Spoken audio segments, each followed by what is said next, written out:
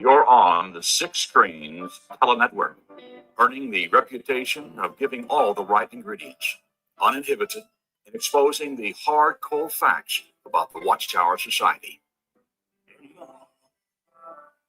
Disney. Well, it's so good to see so many people coming in tonight, and thank you for doing that. My goodness, we are seeing lots of things happening here at the Six Screens Network, and we'll talk about that tonight as well on the news. But my name is Rick Farron. I'm coming to you from the apostate capital of the world, right up here in Boston. I have to tell you, I think we really have got the reputation of being that. I mean, even before this convention that we had 2 weeks ago, I really feel that we have always had that reputation. And, Boston's known for being Bean Town. Oh, yeah, people love baked beans here. It's known for the kind of like where the whole Revolutionary War started with England. But it's also being known now as the apostate capital of the world. In fact, I've been wearing my T-shirt from the convention, and everyone's asking me, what does that mean? Boy, it sure is a good conversation piece. It gets me a chance to talk about our convention and let people know how evil the Watchtower is.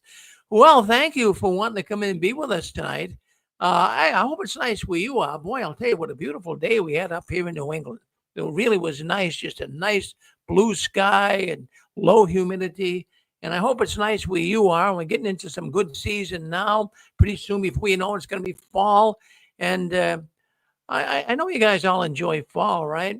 And we all enjoy the seasons, don't we? Well, I'll tell you what, we're glad that you're here with us, as we say, and we've got so many things we're going to be talking about tonight. Let me just get into my notes here. I wanted to thank everybody. I did it on Barbara's show, but I wanted to thank everybody that did come to the convention. It really was very fascinating to see so many people come up here and be with us, and we all had a really, really good time.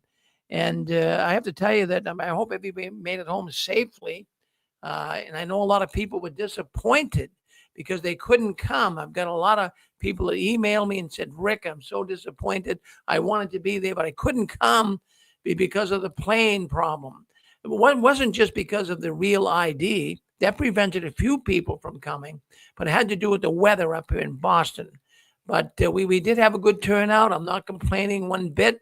People have been asking me how many people came. I've been telling you right along. I tried to count everybody. It's kind of hard to do it because actually what happens, generally speaking, like even at a Jehovah's Witness convention, you can count the people because everybody's in the stadium or in the arena all sitting down. So you can count them.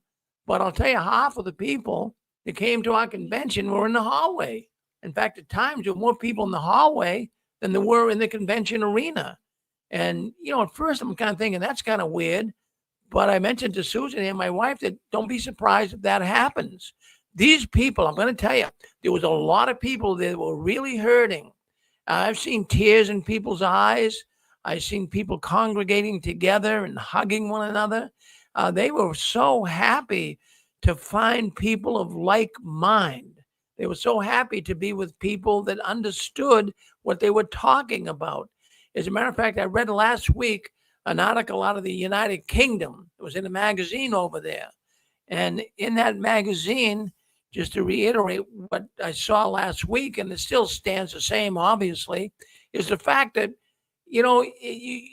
ex-Jehovah's Witnesses experience very traumatic situation. Now, some worse than others. There's people listening to this program tonight that suffer from post-traumatic stress disorder, PTSD.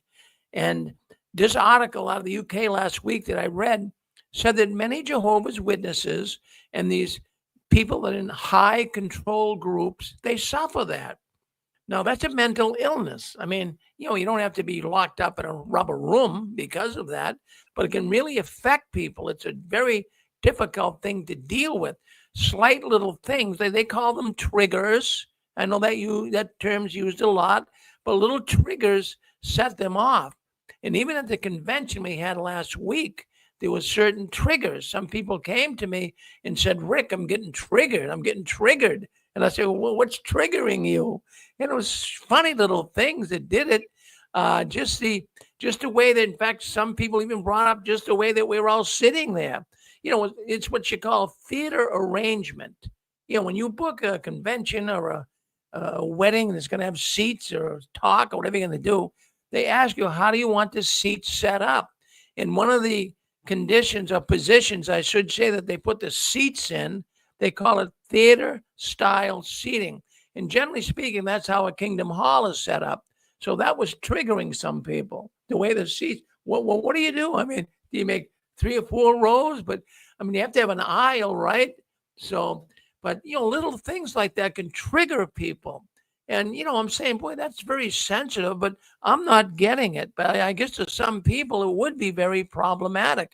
Anything that would remind you. I have a man that works for me, and he was in the Army, and he was over there in Iraq. And he mentions to me, anytime there's like a loud banging noise, it triggers him. He thinks it's a bomb going off, and he feels very awkward about the whole thing. So you got to put yourself in the position of people, I guess, that experience this. It can be a horrible thing, but people were triggered. But see, what we try to do, well, what the convention even tried to do, we somehow have got to flush that out. And it's just not easy. I used to think, have you ever been depressed? Did you ever get depressed in your life? Well, I've been depressed once in my life in 77 years. And boy, I'll tell you something, that's a terrible feeling. But, before I was depressed, I never really knew what it was like. I used to think that people could just take a switch, turn it on, turn it off, turn it on. You can't do that.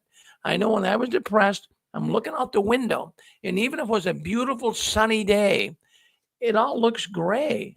It all looks gray. You really can't get that sunshiny feeling, right? But eventually it does pass if you can work through it. But what this article in the UK was saying last week is that a lot of these people, in fact, it was basically all about Jehovah's Witnesses, and they had some other high control groups as well, but mainly the Jehovah's Witnesses. And the article was saying that when they leave, that is the Jehovah's Witness religion, when people leave it, that they experience major monumental issues, that a therapist, a normal therapist that hasn't been involved with the Jehovah's Witnesses, they really can't help you. And Susan here, my wife, she uses the phrase therapy, rent a friend is what she says. Because basically what you're doing is, if you go to a therapist that never was one of Jehovah's Witnesses or never came out of a high control group, you're just renting a friend. You could give them $50, $100, $200. It's not really going to help you. And to solidify that, that's exactly what the article was saying. So the article was saying, if you are suffering from any condition of being in this high control cult, so to speak, that you have to find a therapist that was involved with the same things you're experiencing. And it can help you so much.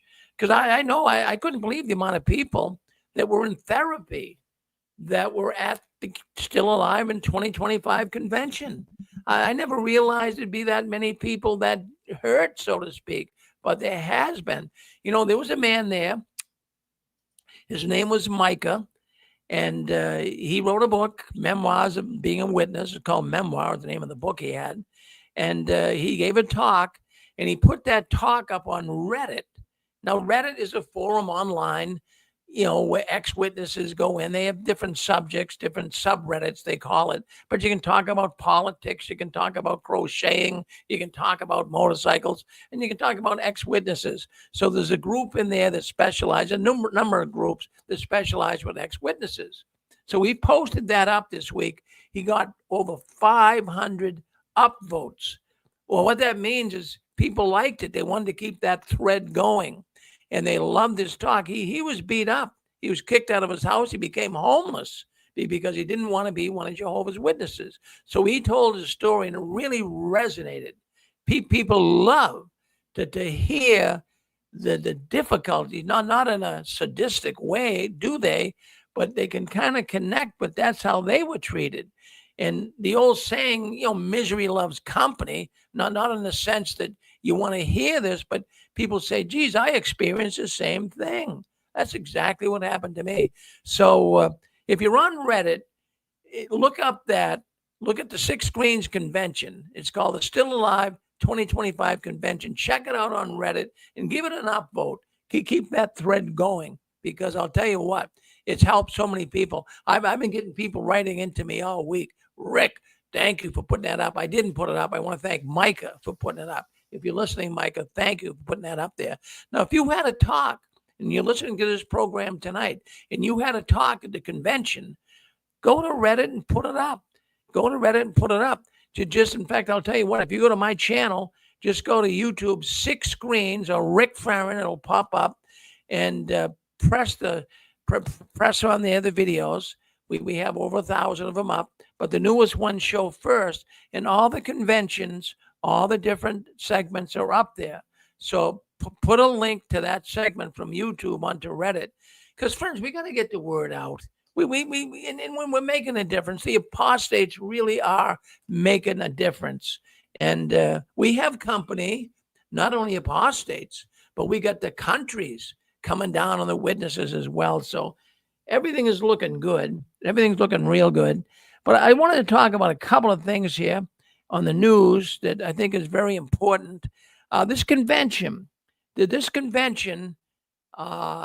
they're having, the Pure Worship Convention, they're having for 2075, I should say.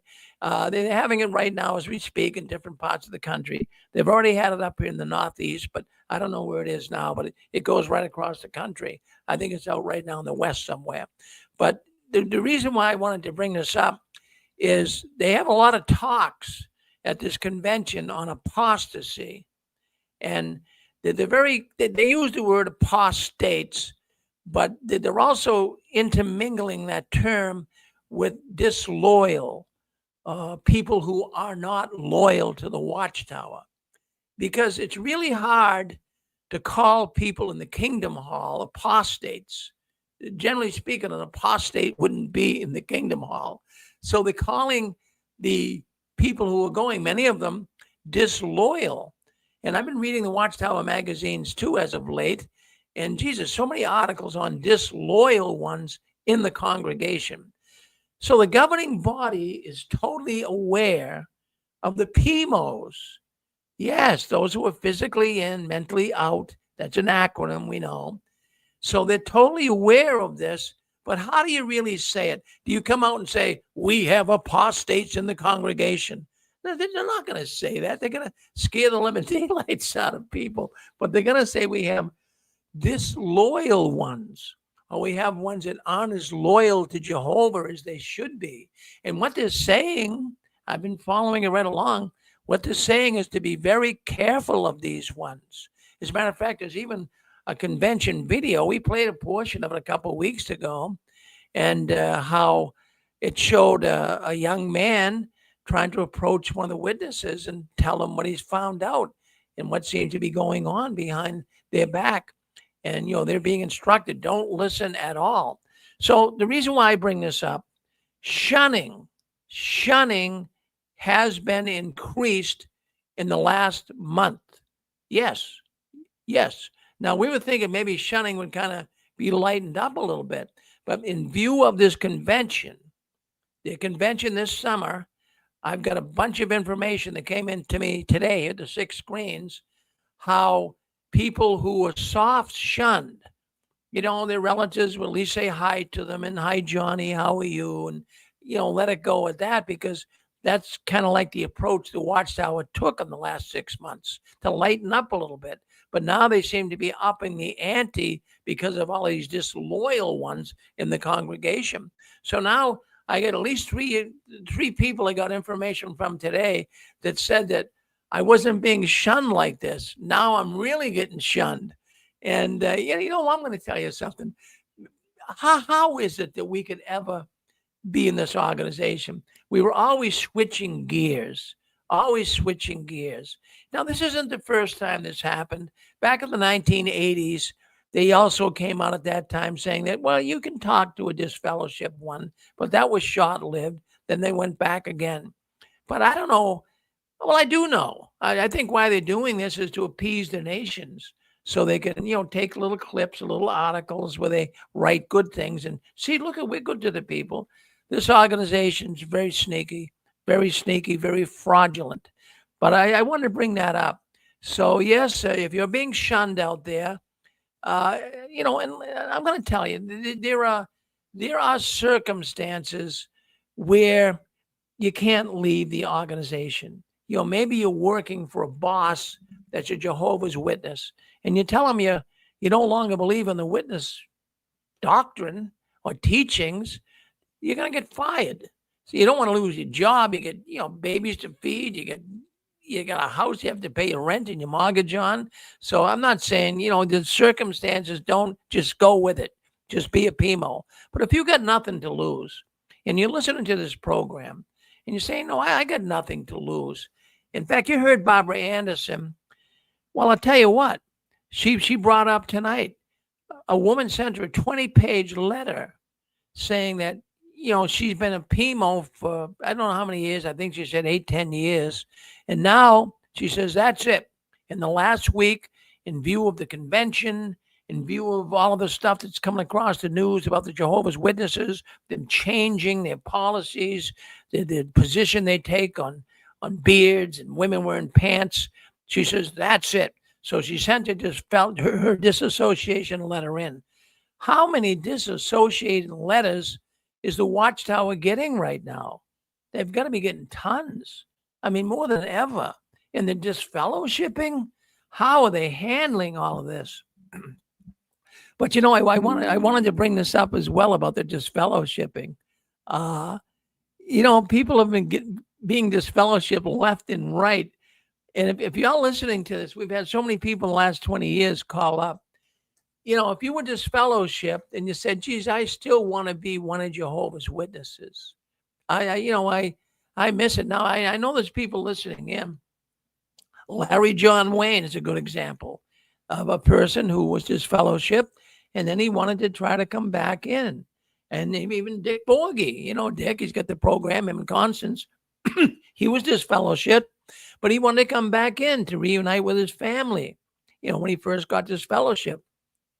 And they said, you have to keep coming to the meetings. Him and Larry John Wayne, there were others too that called in and said the same thing. So, in some cases, they never got back in.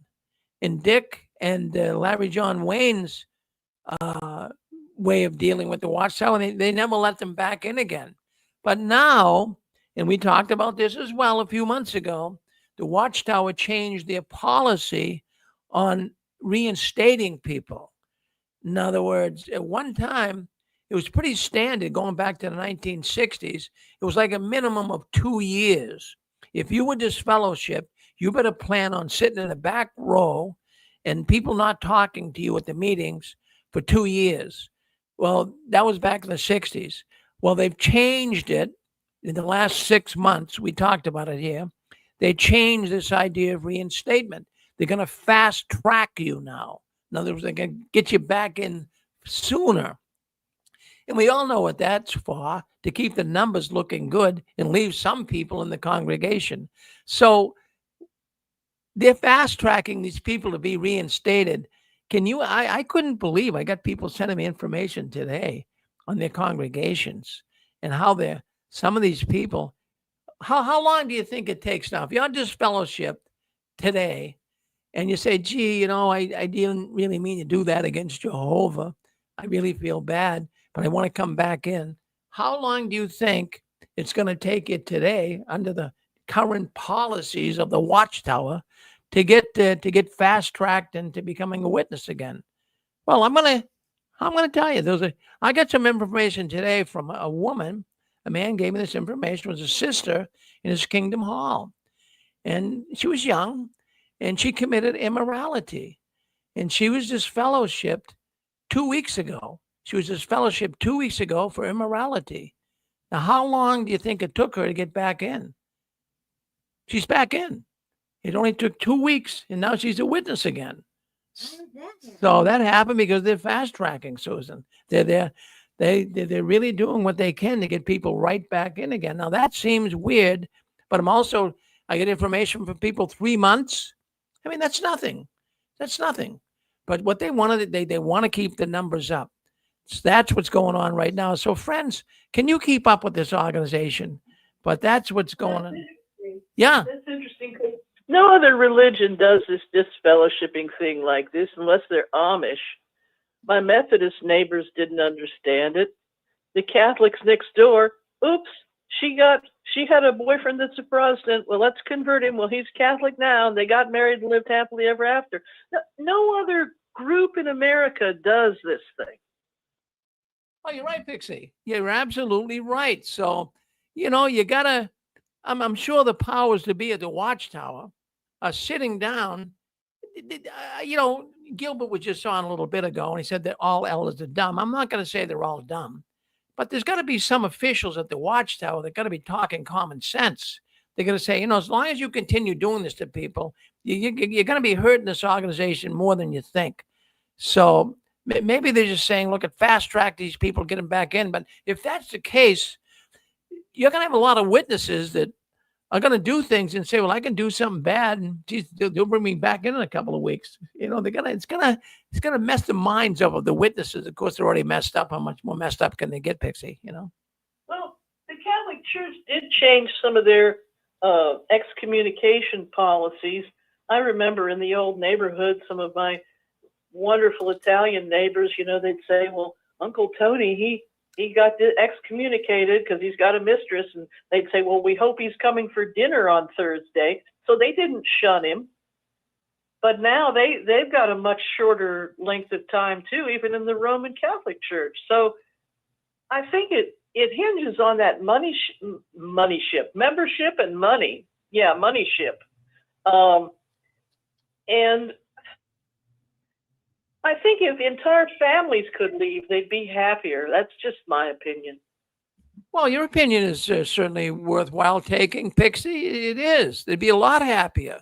No, in fact, just on the program we had on here before, I was watching the chat, and Barbara was talking about, Barbara Anderson. She had a program before this one came on, and she was talking about her son, and he was actually on the back cover of an Awake magazine.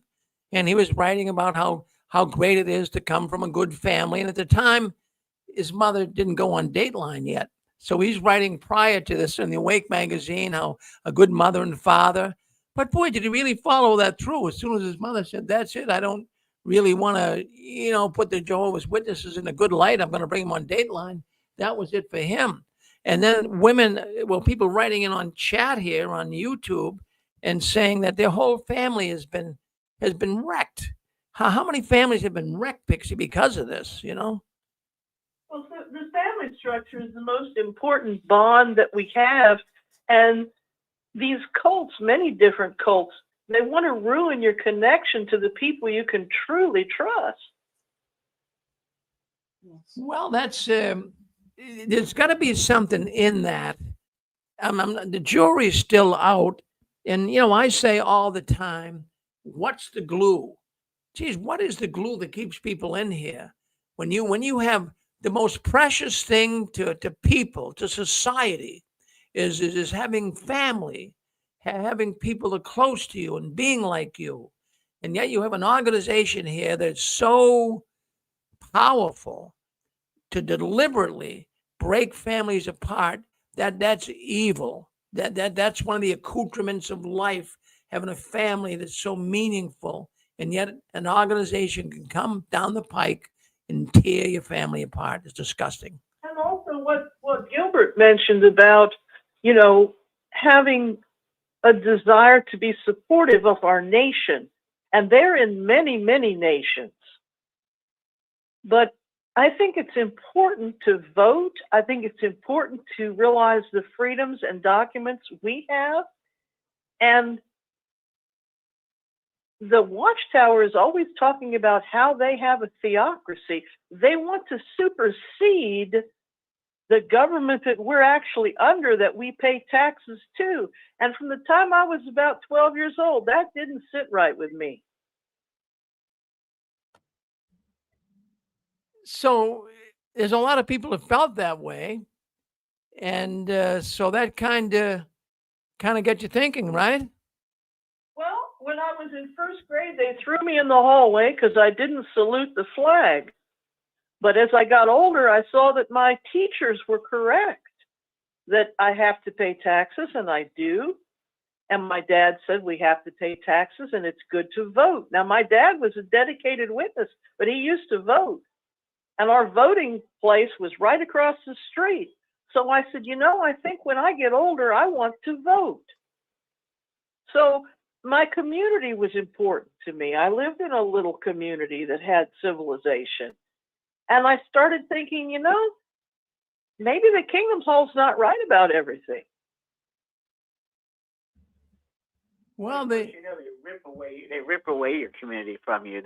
That's what their whole goal is to rip everything away from you, so that you're controlled by them and only by them, and that you trust them and only them. Well, that's where I was in an advantage, because I had a brick and mortar little town.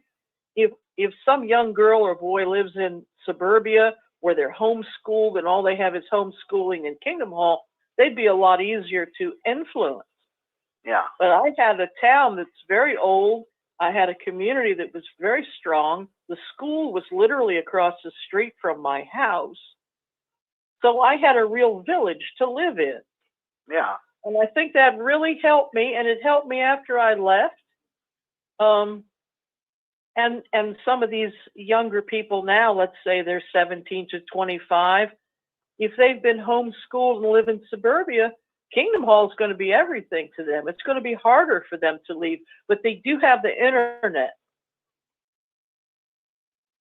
Yep, that's true. Yep. Well, the internet is the great equalizer, as we say. My goodness. So how you doing, Donald? Thank you for coming on as well. Boy, a lot of people coming in. Great. Yeah, good. Well, thank you. I'm glad you're doing better here tonight, and we appreciate you doing that talk at the convention. A lot of people watching that, getting good reports about everything, Donald. So thank you for participating. That was good. Appreciate it. Well, just to let you know, Rick, I been in contact with Stephanie, and her and I are going to be doing some writing projects together on this stuff. Yeah, that's Stephanie. She's quite a go-getter, I'll tell you. She's like a pit bull. She's not. She launches. She comes after you. She stays with you. I'll tell you. She's unbelievable. Yeah, she's a go-getter, and things are going to happen in that direction. I mean, for her to come to that convention, and have those lawyers and investigators come up from Florida. It was a 3-man team that came up, and boy, I thought that was very impressive. Because the person could come on, and when I first heard about this sex trafficking in the Watchtower, at first I really, I believed it, but I had a hard time connecting totally to it. And, when I first talked to Stephanie, and there was some other women as well that came on one night, we're talking about all of this, I really didn't know that really was going on. This is relatively new to me. I mean, I've been doing this program for 20 years. I didn't really hear. I've heard of child sex abuse, but not drugging people and taking them off somewhere and doing nasty things to them. I never knew that happened. Yeah, but what? Yeah. Go ahead. But Rick, it's not just the sex stuff, though. It's the whole gamut. It's the disfellowshipping, the shunning, the tight control, the rule, the constantly pounding in your head of you need to be obedient, and all this stuff, and just all that garbage that they keep pounding in your head. Even the talks I've heard recently, it seems like they're talking more and more about obedience now, and they're talking more about disloyal ones now. Yeah, that's what I get too, Donald. I get too, but this idea, I learned a lot at this convention that we had up here, and I was thinking about it this week. I never realized how perverted, how really sexually perverted the Watchtower organization is. And it even, when we have these drunken Bethelites that have been on here too, they use all this perverse, terrible, profane language. It's brutal. But, at the convention, I talked to so many people that were really traumatized. I talked to one woman that even to this day, she's being drugged and being taken advantage of. And it seems like, what type of an organization is this? And it's hard to even believe it all. But now that I look, now that I look back and see it all, Donald, I can see it. I can see all of the. You know what the kids, when they do it with kids, they tell the kids, they'll say, the perpetrator will say, "Don't you go tell the others, says if you do, you're going to die at Armageddon," and all this stuff. So they already put fear in the kids to not disclose it. So the kids are being raped and traumatized and touched and all this stuff, and they're afraid to report it because they're afraid that Jehovah will be mad at them, or that Jehovah will be sad at them, and all this stuff. And it seems like this organization uses God for its advantages. I mean, God would never, ever, ever support anything like that stuff. He would never be a part of it. In fact, after doing this program for as long as we have, and, I would discount it to some degree, but I'm hearing so much now about this perversion. And it's all the same story. And it's the same story over and over and over again. So there's got to be really truth to it. But, about, I would say a good 15 years ago, I had a woman come on here. She was from Indiana. Her name was Jacqueline Fowler. And some people might remember her. And boy, she really was a really astute, smart woman. But she came on here and she told us a story. At the time, I had a very difficult time to believe it. But she told us a story of in her and it was not in her congregation, but it was in a congregation in Ohio, the next state over, where there were a group of pioneers. And she said there was about 20 pioneers, from what I can remember.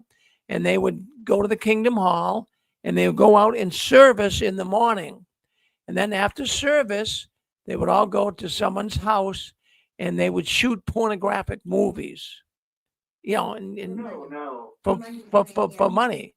Now the woman came on and, I believe to a degree, but I thought it was a little way out there. But, she told that story a couple of times here on the 6 screens. And I said, Jacqueline, that's so hard to really come to grips with. But as I progressed along and learned more of these situations, it seems like there's a secret order of witnesses. Now, friends, don't take this to the bank and cash it, so to speak.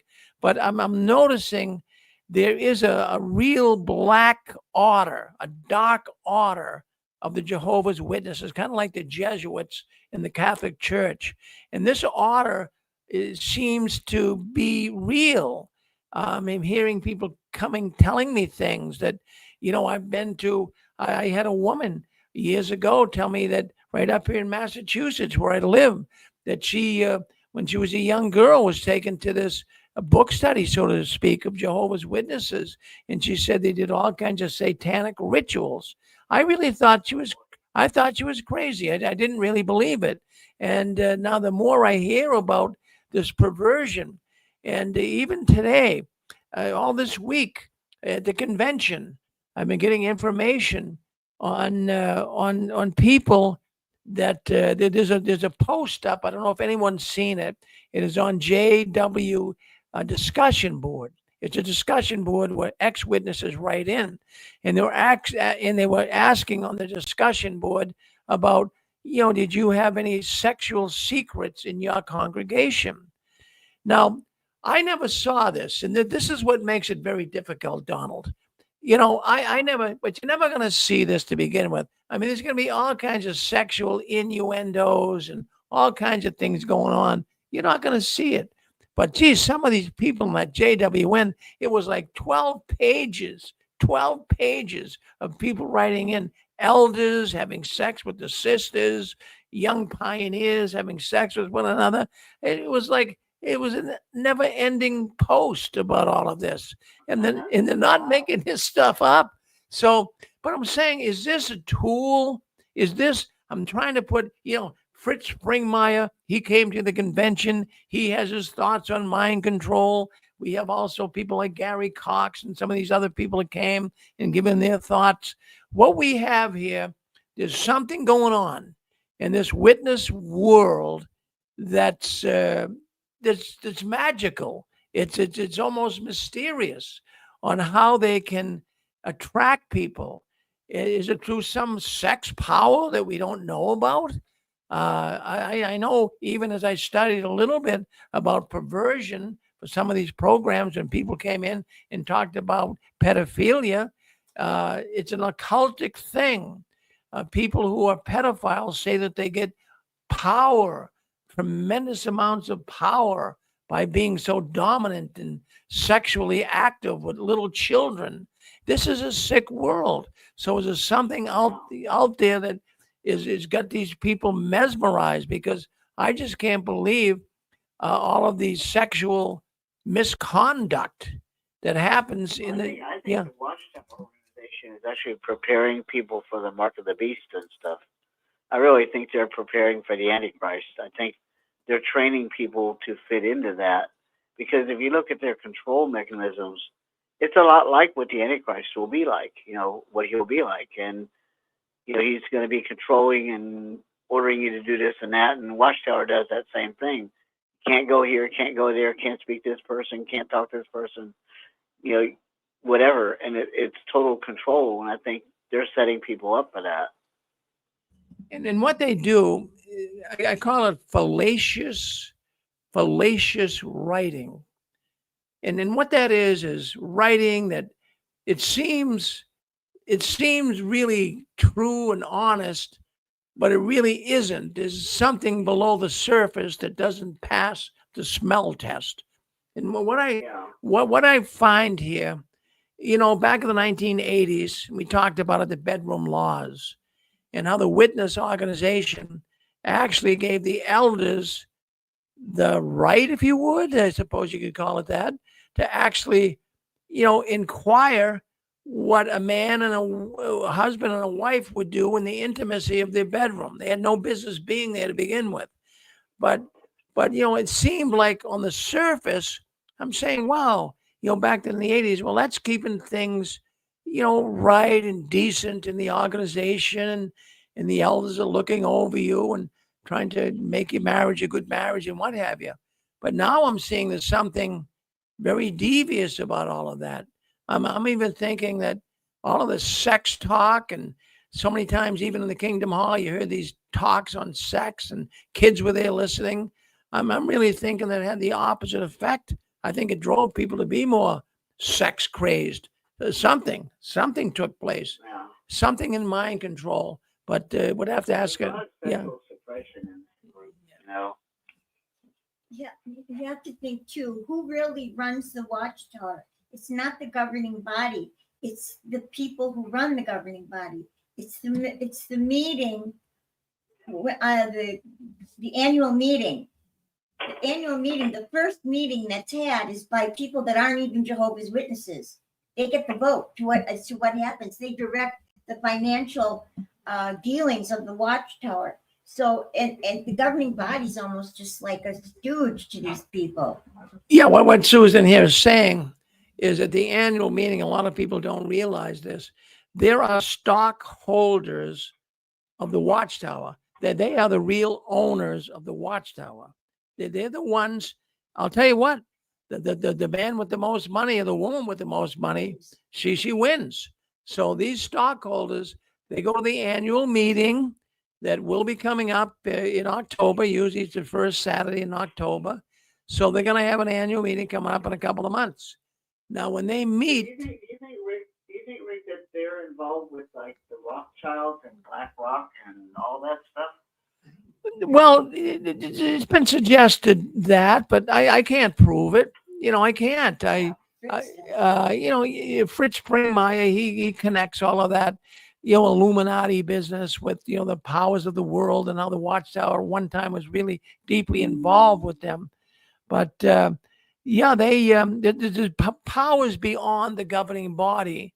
And, when they meet in October for the annual meeting, a lot of people don't realize it. They invite, certain ones of the congregation to go and be there. And they all dress up and they all go to the Stanley Theater or somewhere in New York, and they go to the annual meeting.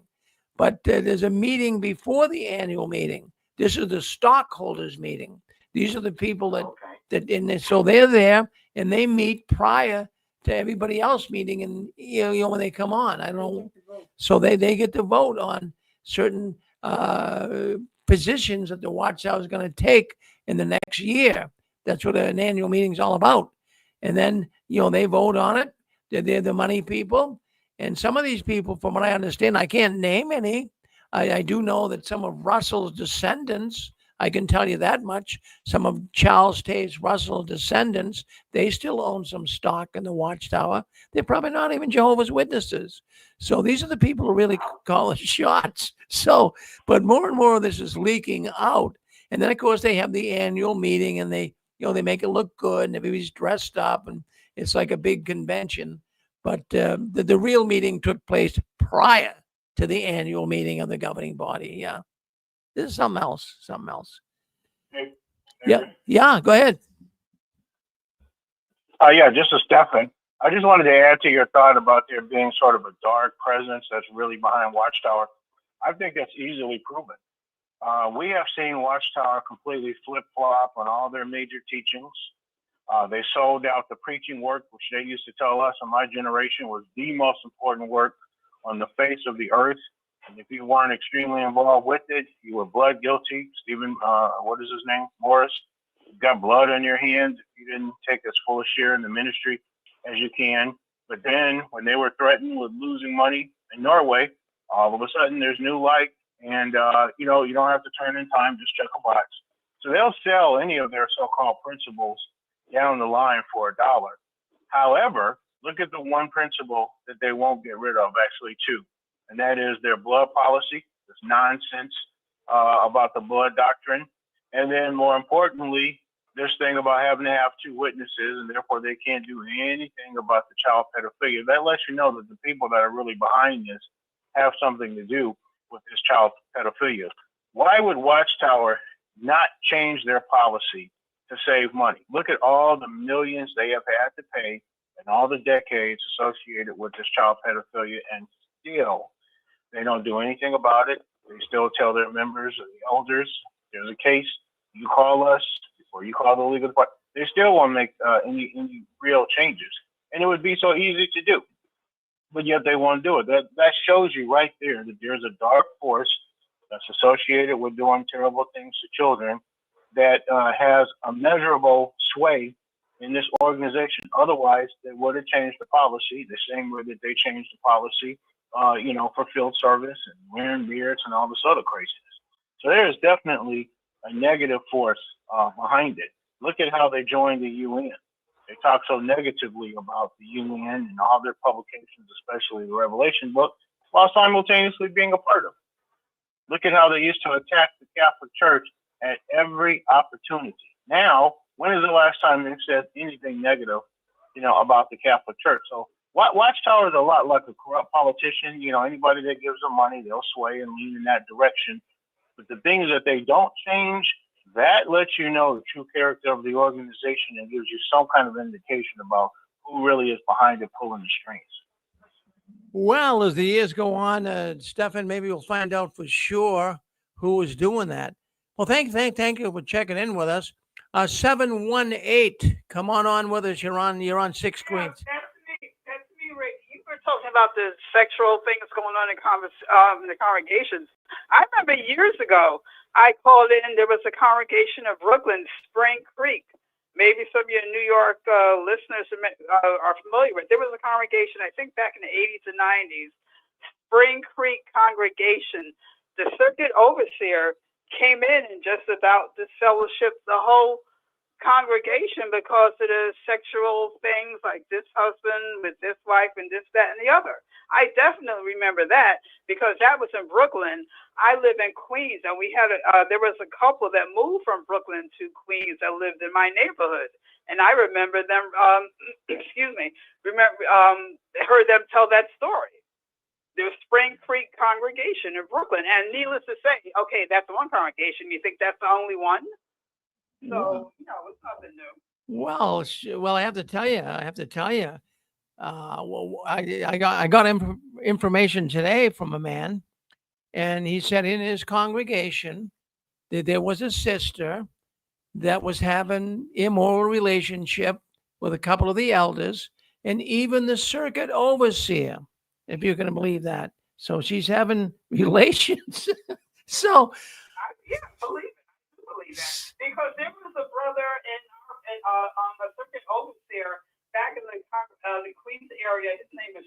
Are you familiar with the name J.R. Brown? oh sure, he was the head of the PR department. I remember. Yeah, back, even before Simon had his website, the way I heard of the XJW, a woman named Tishy had a site. Anyway, I started on there, and this woman, I thought she lived in Queens, whatever. We hooked up and we talked, and she had a friend that said, and I know, excuse me, I know she mentioned the name J.R. Brown back in the day when the clubs and the discos, blah blah blah, 80s, were going on. I know this sister said that she saw a J.R. Brown hanging out one night, whatever. I can't remember the club was part of New York, but I know she mentioned the name J.R. Brown. She saw at a certain club or whatever. Oh yeah. Well, I would believe that. I really, really would. I would believe that this is a crazy thing that's going on right now. And I'm trying to wrap my head around all of this because a lot of the stuff, I mean, we talked about some of this stuff years ago and it didn't get any traction. Yeah, we had Johnny the Bethelite come on telling us all the corruption, the money laundering, the wife swapping, all of this stuff. And, people took it with a grain of salt. But now all of a sudden, all of this stuff seems to be real to people. It's taking people a while to come to grips with this. And then the magic that happens within the congregation. Even my wife here, Susan, her former husband, was an elder and he got letters. She mentioned numerous times on the 6 screens, he got letters saying that, what they were supposed to do with pedophiles in the congregation. And so Susan found those letters and confronted him. And, she asked him, are there pedophiles in the congregation? He says, no. He says, you haven't seen them, have you? And, this is something this is all hidden. It's hard for me even to believe. I went to a congregation. Now I know this for a fact that had 5 pedophiles in there. I didn't know it when I was going there. I know it now as an ex-witness. Yeah, isn't that something? Unbelievable. Well, thank you. Thank you, Terry. Thank you very much. Yes. Appreciate it. Really do. Good to hear from you again. Thank you for calling in. Always good to hear from you. Yes. You always call me. My name is Shirley. I don't know why you. Oh, sure. Oh, yeah. No. In fact, okay. No. I got that. Well, there's a Terry Carr. His name is Terry. You want to come on, Terry Carr? I'm sorry. We got a few Terrys here going on. Terry Carr, you want to come on next? Terry Carr. No, I guess he doesn't. All right. So let's go back to where we put off here. We were talking about. Well, I want to bring this up. We got off the sex stuff, I guess, but we all know it's perverted. We all know it's perverted. So let's just go to this. Let me go back to my notes. There's something here that I wanted to read to you. And Susan has it in a book here. We're giving these books away. But anyways, what I wanted to bring up here, one question a lot of people ask me, in fact, even asked me at the convention, and I get this question a lot. And the question is, what convinced me that this was the truth in the first place? Now, I want you to think about this. Everyone listening in out there had to be convinced to be one of Jehovah's Witnesses. You had to be convinced that this was the truth, right? Or you never would have got baptized. So what convinced me? Well, I have to tell you, I mean, I got to kind of think about 1914. The witnesses were the only ones saying it. It sounded convincing. I see today there was a total fraud. But at the time, 1914, and those that were living in 1914 weren't going to die before the end of the system. So, we kind of had to really put the wheels of movement in place here and start moving along because Armageddon's coming. It's right down the road. So I would say that's one of the things that convinced me this was the truth.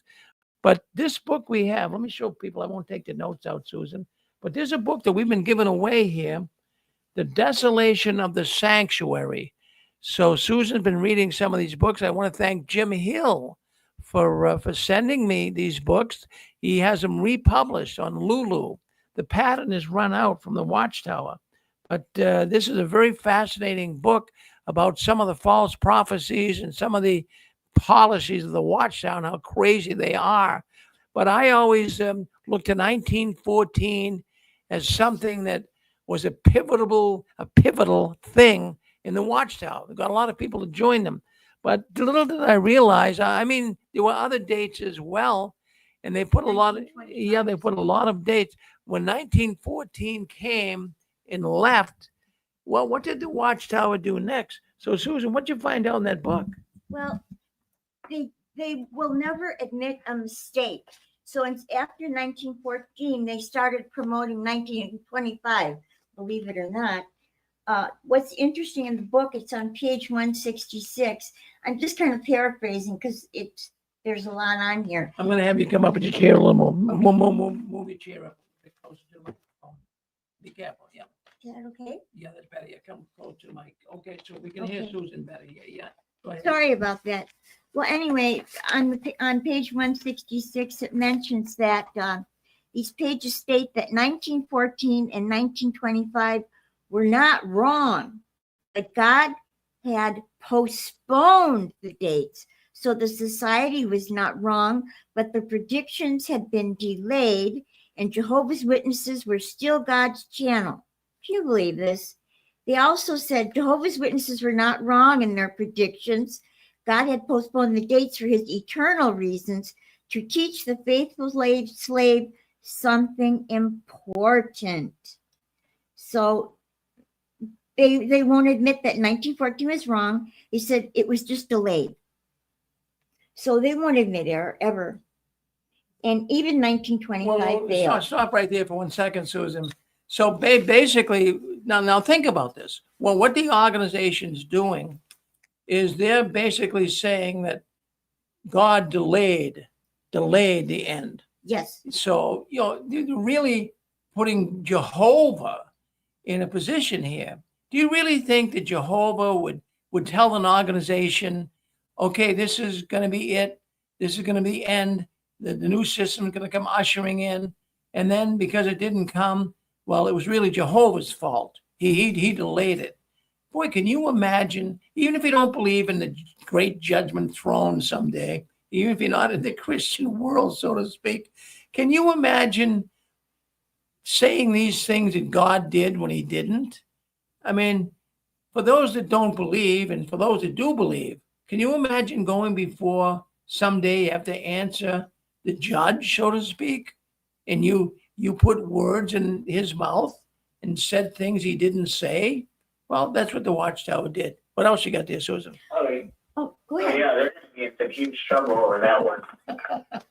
Go ahead, Susan. Well, it says also that we have to remember something too. When they promote a date, there is immense expenditures in the Watchtower. And there's volunteer work done. There's printing done in connection with 1914 and 1925. This is just because this is an older book. So they won't ever admit their mistake, even though it costs them a lot of money. So you are paying for their mistakes. Oh, very good, Susan. Well, here's what we got here, folks. It works. When you start naming dates, there's just some mystique, some magic to that. And it was William Miller. You guys know it. I'm not going to get into the whole story. But he was a Baptist preacher back around the turn of the century. And he was not finding the people he wanted to be the pastor to. They weren't joining him. So he was the one that came up with this Adventist movement. He came up with this idea, well, I'll just tell the people a date that Christ is going to return, the advent of Christ, and that'll get people wanting to connect with my little group. the Millerites, and it worked. It worked. So other people jumped on the bandwagon, including Charles Taze Russell, because who doesn't? There isn't a person. Hold on, Donald. There isn't a person.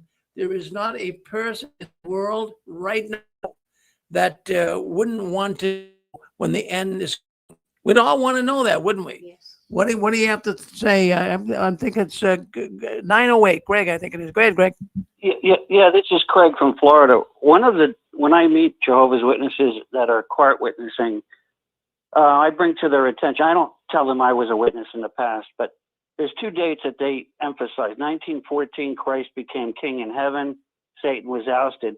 But then 1919, God chose them. So I start my conversation, if God hates something, does he always hate it? They go, oh, of course.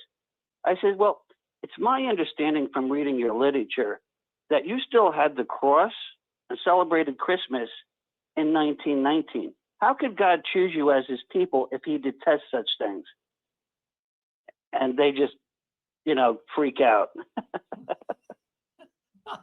Well, Craig, you're right with that. And thank you, too, by the way, for coming up to the convention. Good to meet you there. Hey, I really enjoyed it. And today I went to a meetup in Florida.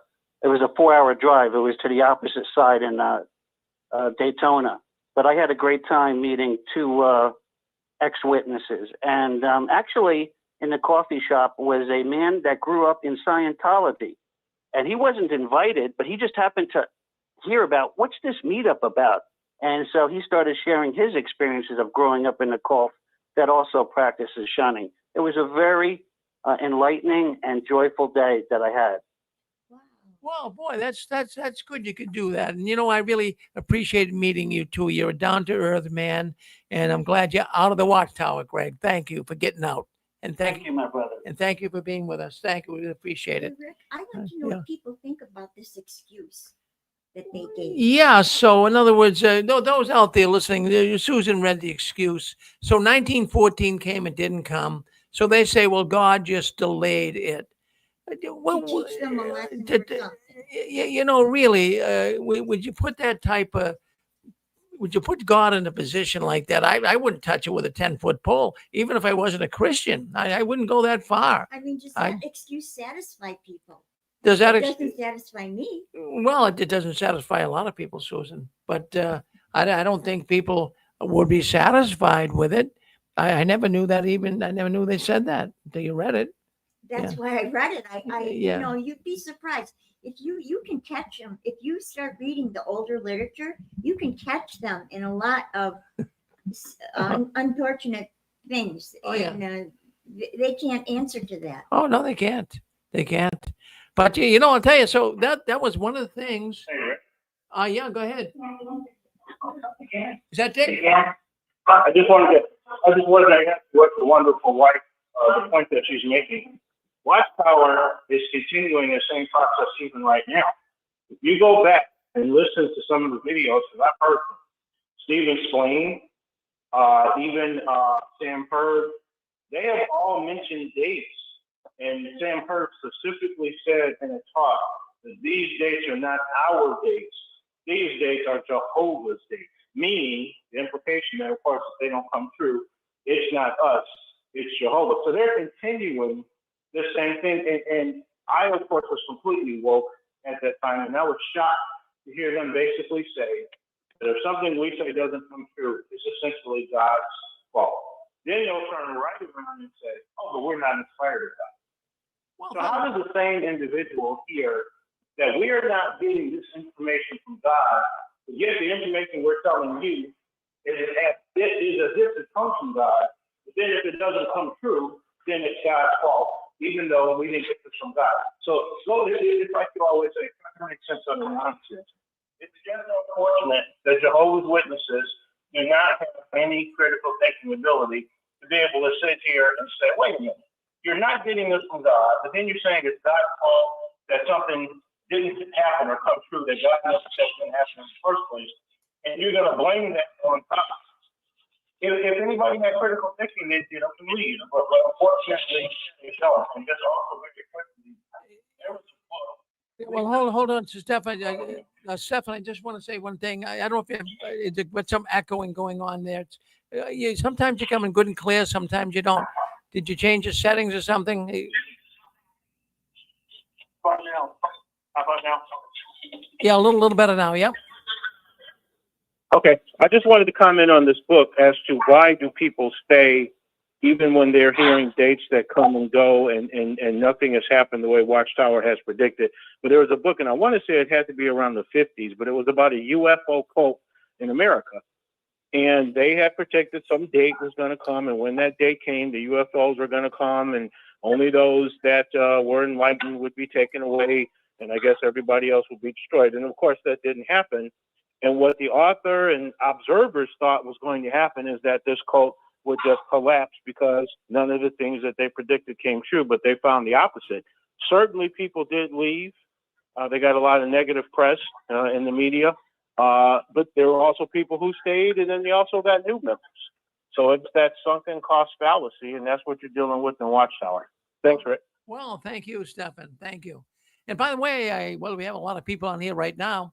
I just want people to know, if there's anybody out there listening to this program and you would like to have your own show here on the Six Screens Telenetwork, we got some new programming coming up, and we're revamping things and going into a new season here in the winter. But if you would like to have your own program here on the Six Screens and do it every 2 weeks, it can be an hour, it can be 2 hours, and you'd like to come on and talk about what goes on behind the curtains of the Watchtower, well, write me at jwworldnews@gmail.com and give me an idea what you'd like to talk about, and we'll get you on. We'll give you a nice program where you can come on and talk to the world right here through the Six Screens Telenetwork. So if that entertains you or you feel like you could do that, I'd love to hear from you. jwworldnews@gmail.com. All right. So anyways, let's take a look here. Let's see what else is going on. Well, I want to go back to this thought. So I told you what really kind of convinced me it was the truth. Well, a lot of it had to do with 1914. And like I said earlier, the anointed ones who were living then were not going to die before 1914. They'll still be living. So that's what really kind of got me thinking that, it's going to come because the anointed are getting older. So I really kind of got pushing along that I want to be a witness, and it got me going with my baptism. But maybe that was it for you too. So on the other hand, what convinced me that this wasn't the truth? Well, where do you really start there? Jeez, there's 1,000 things that, the United Nations, Johannes Grieber, the pyramids, the winged disc, also going down to meeting Loesch, governing body member Loesch, finding out it's nothing more than a business masquerading as a religion. There's so many things, but I would like to ask you, what convinced you that this was the truth? I'd be interested to see what you have to say. Hit *6. What convinced you that this was the truth? Because at one time you believed it, like I did. Rick? Yeah, go ahead. Yeah, Stefan, I'll be extremely brief. I was born in, I believe my both parents came into the cult when I was 3, and they were coming in, I'm sure now, I can't verify, but I'm sure now because of the 1975 failed prediction. But what convinced me as a teenager to get baptized, other than really just wanting to do things in the congregation, which we were barred from doing if we weren't baptized, that had an extremely strong impetus behind it, if I'm to be honest. But it was Bible prophecy, and it was reading, I believe it was a Daniel book or whichever publication at the time, and it really just laid out Babylon and how all these Bible prophecies came true down to the letter. And that just convinced me. I was like, well, it's got to be, it's right there. It's got to be true. It all matches up, at least in 1914, and that's got to be it. And that's what made the truth to me. Can I comment on what woke me up or no? Oh yeah, no, I want to hear both. What got you in? What got you out? Okay, so I had an interesting change of circumstances. I was trying to reach out to be an elder, and all of a sudden, I was basically just sort of blackballed. And later I was told that it was a complete error. This is when they had the big merge, when they were merging congregations, and they merged in a couple of elders and a couple of ministerial servants, and they put them in charge of making all the schedules. And somehow they just didn't see my name, or they didn't know who I was, or whatever. So I went from doing everything you could think of in the congregation to doing absolutely nothing. And then I started getting soft shunned by all the new transfers, because they had no idea what was going on. One minute they see me doing everything, and the next minute they see me doing nothing.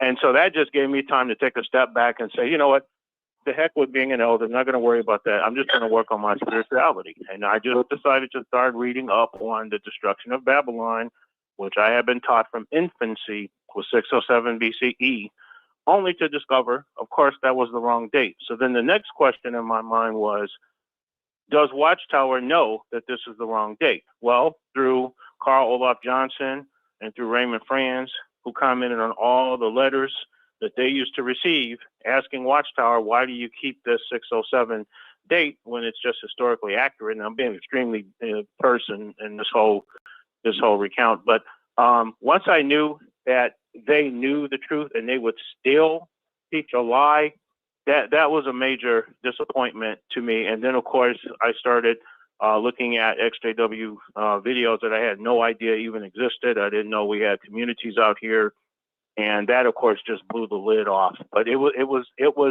for me, it was learning that the doctrine, many things in the doctrine are wrong. Then learning that Watchtower changes their Bible.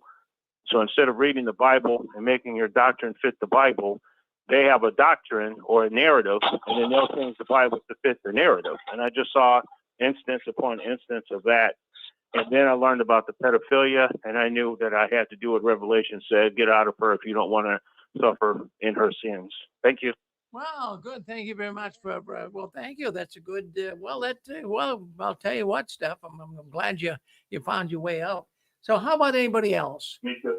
What got you convinced?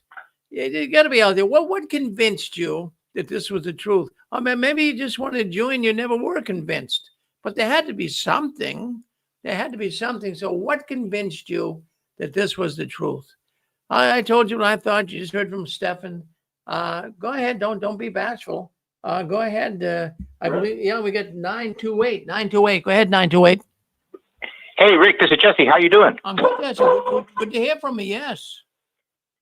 Hey, Rick, I want to answer that question. I like a crack at it, but it goes back to my childhood. And me and Gilbert, we were in the Spanish congregation when we were babies. And we would run into the English brothers. And but when I would hear the Bible, and so my mom taught me and Gilbert how to love Jesus. I mean, I would tell my mom, why do you think this way? And she goes, I'm a believer too.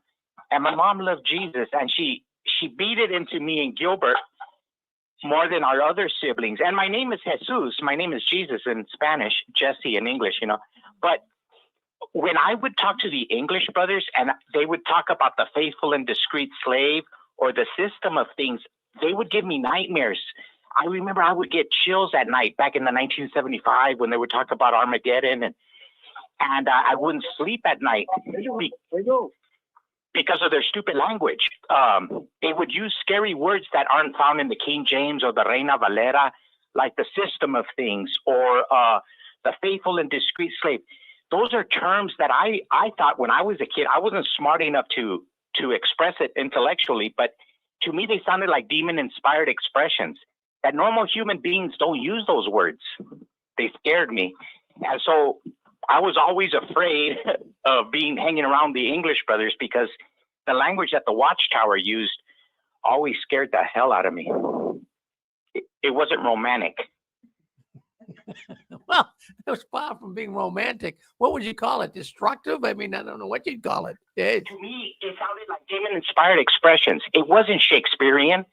And my mom and dad, they loved poetry, and they loved Spanish poetry, and we loved English poetry, and we loved we loved the language of the Queen Elizabeth in English, and we loved the common language of the Queen Isabella. But the Watchtower had a different feel. The Watchtower language, they used the language. They changed the language to serve their cult. And when I was a little kid, I could pick up on that vibe. All cults use the language, like the communists and the socialists. they changed the meaning of family. They changed the meaning of man. They changed the meaning of country. And so the Jehovah's Witnesses do that. The cultures, the Scientologists do that. And when I was a little kid, I noticed that because the rest of my families were Catholic, and we would use different words like we don't use the word when you partake of the bread and wine. They use the Eucharist. We don't use the Eucharist. So there was a lot of little things that as kids we picked up on. The Jehovah's Witnesses changed the language, and that scared the hell out of me at an early age. Well, you were quite the little smart guy. I mean, picking up on something like that. I mean, really, to do that. But you're right. They have they call it the pure language. They call it the pure language. Yeah, the pure language gave me nightmares. When I heard that word pure language, I feel pure garbage. Yeah. Yeah. Well, there's so many words like that. They won't use the word church. They use the word kingdom hall. In fact, I mean, they would pick on. They would change. Well, for example, they never would call it the bulletin board. Well, remember what they called it? Correct. The information board. Information board. Yeah. The Eucharist. We don't use the Eucharist. The Lord's evening meal. We didn't call it the Last Supper. I mean, it just goes on. And in Spanish, it was worse because Spanish is more traditional, more romantic, more loving. And so I would love the words that my Catholic family would use, and we were not allowed to use those. And I go, whoa, something's wrong here. Well, that is funny. That's funny you would pick up on something like that. It really is. But no, you must have been a sharp little kid. Were you on the honor roll, Jesse? No, me and Gilbert were always in detention. We're always in trouble. Yeah, because we were rebels. We're from Yuma. We're Johnny Rebel. Well, you guys come across as very astute. Yeah, you must be. Yeah, you do. You sound good. We were like a father before us who took a rebel stand. Hey. Yeah. Beautiful show. You guys have a blessed evening. Well, thank you. Good to hear from you. Thank you, Jesse. Thank you. God bless you always. Thank you. I think it's JP out there in Los Angeles. JP, come on and say hello to us. Hello, Rick. How you doing? Good, JP. Yeah, good to hear from you. Yes. Yeah, thank you for the convention. I really enjoyed watching it, all the speakers and all the hard work you and all the team did. Thank you. Oh, thank you. My goodness, thank you for watching it, Jess. It was good. JP, rather. Yep. Yeah, I was going to say the reason why I was always convinced that Jehovah's Witnesses were the truth was because I was raised as a Jehovah's Witness, and I was indoctrinated as a youth, and through all the propaganda from all the, back then it was all the literature, all the pictures and all that, and the talks. That's why I was convinced that it was the truth. And I believed in that until I woke up, till the day that I woke up. Even at times when I was physically out, mentally in, they call it being a POMI or a POMI. I was POMI for several years, but due to my raising in as a Jehovah's Witness and being indoctrinated my whole life, it took me all that time until I woke up to realize that everything was a different reality, as I realized later in life. But that's the reason, you were asking what convinced people why they have the truth in that. And I'm just giving it from a perspective of somebody that was raised in. And that's the reason why I really never had the opportunity to really think. And I didn't take much time, even when I was outside of the organization, whether I was disfellowshipped or not. All I could think about was coming back to the organization, because I felt like if I didn't, I was going to die in Armageddon and the end of the world was going to come. So I never thought about those things, or even about dying, what it would be like to die and stuff like that, until I was about 38. And today I dropped my mom off at a Jehovah's Witness funeral. There was a sister from their hall that died that was very young. She was about 38 years old, and her husband was 40. But I used to hang out with her and her husband when they were dating, because I was kind of they were courting each other. So I was kind of like the person that would go with them on their dates and stuff. And they were both real close friends of mine, but I didn't go to the funeral at the Kingdom Hall. I didn't want to expose myself to that because it was just too much. But I did take my mom after they were having some kind of a gathering, but I dropped my mom off there because she was bringing a salad or something for the gathering.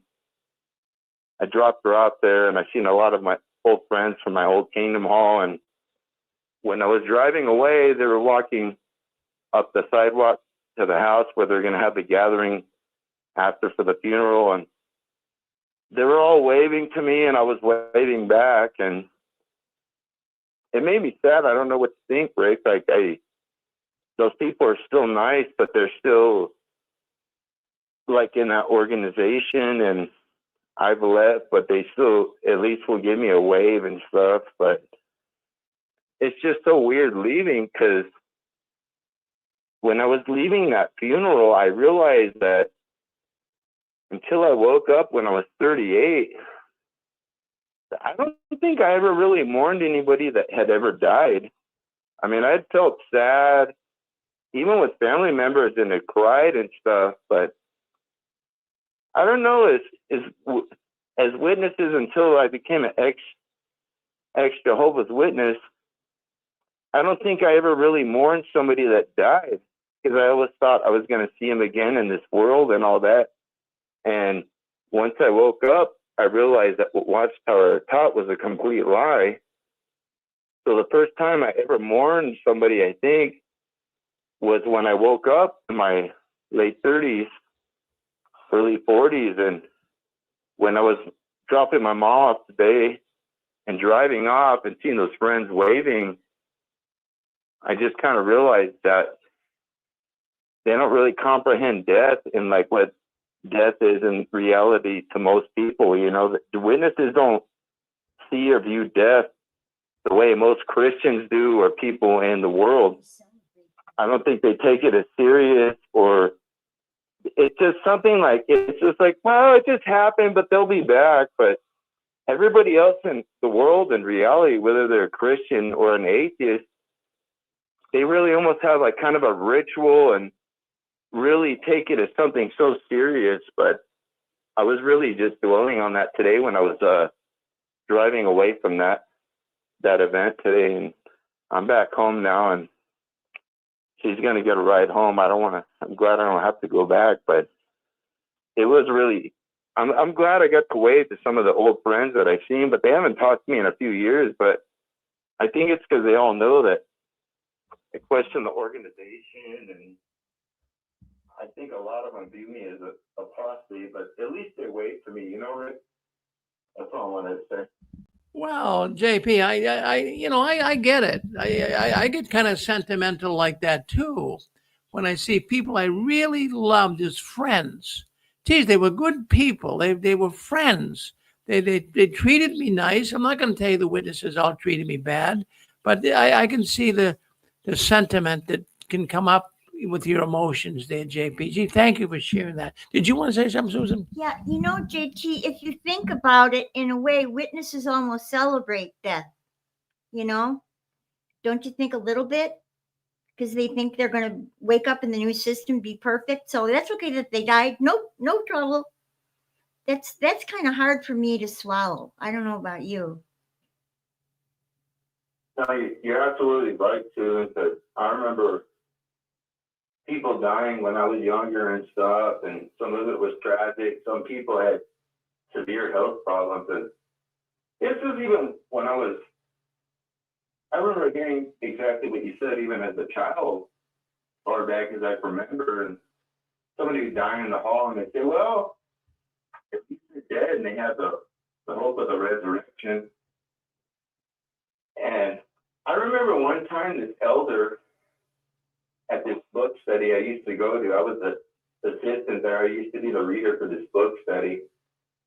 And this elder said one time, he said, is it easier to live for Jehovah in this world or to die for Jehovah?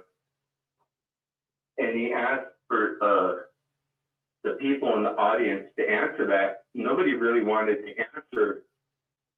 And this one older sister answered, and she raised her hand and she says, "Oh, it's easier to live for Jehovah." And he said, "You're wrong." He said, "It's better to die for Jehovah. We live in the system." And he said, because he said, all those friends that have died in the past, he said, and he read that scripture like where it's like a twinkle of an eye or a blink, the way you wake up. And the way he put it, he says, it's easier for us to die for Jehovah in this system than wait to be judged, because if we die for Jehovah, we're guaranteed our salvation in the new system. And he said, just think about all the friends and all the witnesses that died for the organization. He says, really, friends, they're already in the new system. They're already in paradise. They're just waiting for us. Yeah, you know, another crazy thing I used to think, JT, was that my dad was not a religious man, and I used to worry, well, he's not going to be in the new system. And then I started thinking like others had, because that's a doctrine I had heard, but I think preached from the pulpit there in the Kingdom Hall, is that I wanted my dad to die before the new system came. I think that's a sick way to think. I really didn't want my dad to die, but I didn't want him to not survive into the new system. And they said if someone dies before the new system, they have a chance of being there. But if they die during Armageddon, they have no chance at all. I don't know if you remember any of those.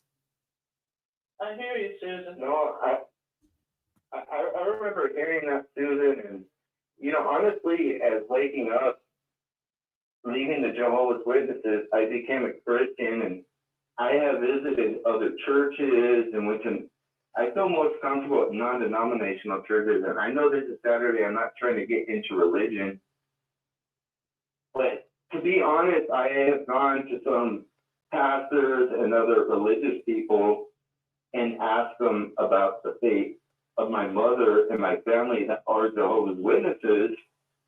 And I've asked them, what is going to happen to my mom? Because this is after me leaving Jehovah's Witnesses and realizing that they're a false religion. This is asking what Jehovah's Witnesses would call a worldly pastor or a priest or other ones. And I've asked them, what's going to happen to my family, my mother, that are Jehovah's Witnesses, when they die? Are they going to go to hell? And the way these different churches and stuff, the way they describe hell and that are different. Some of them I accepted, some of them I haven't.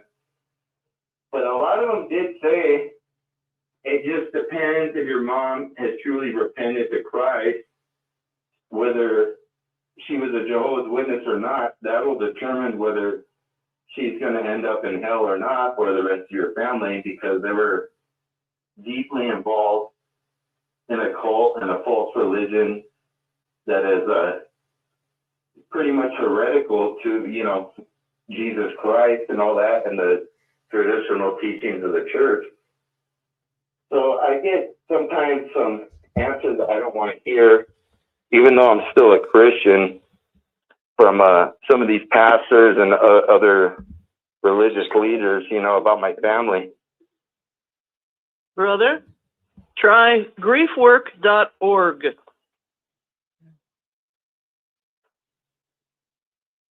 Thank you, Vic.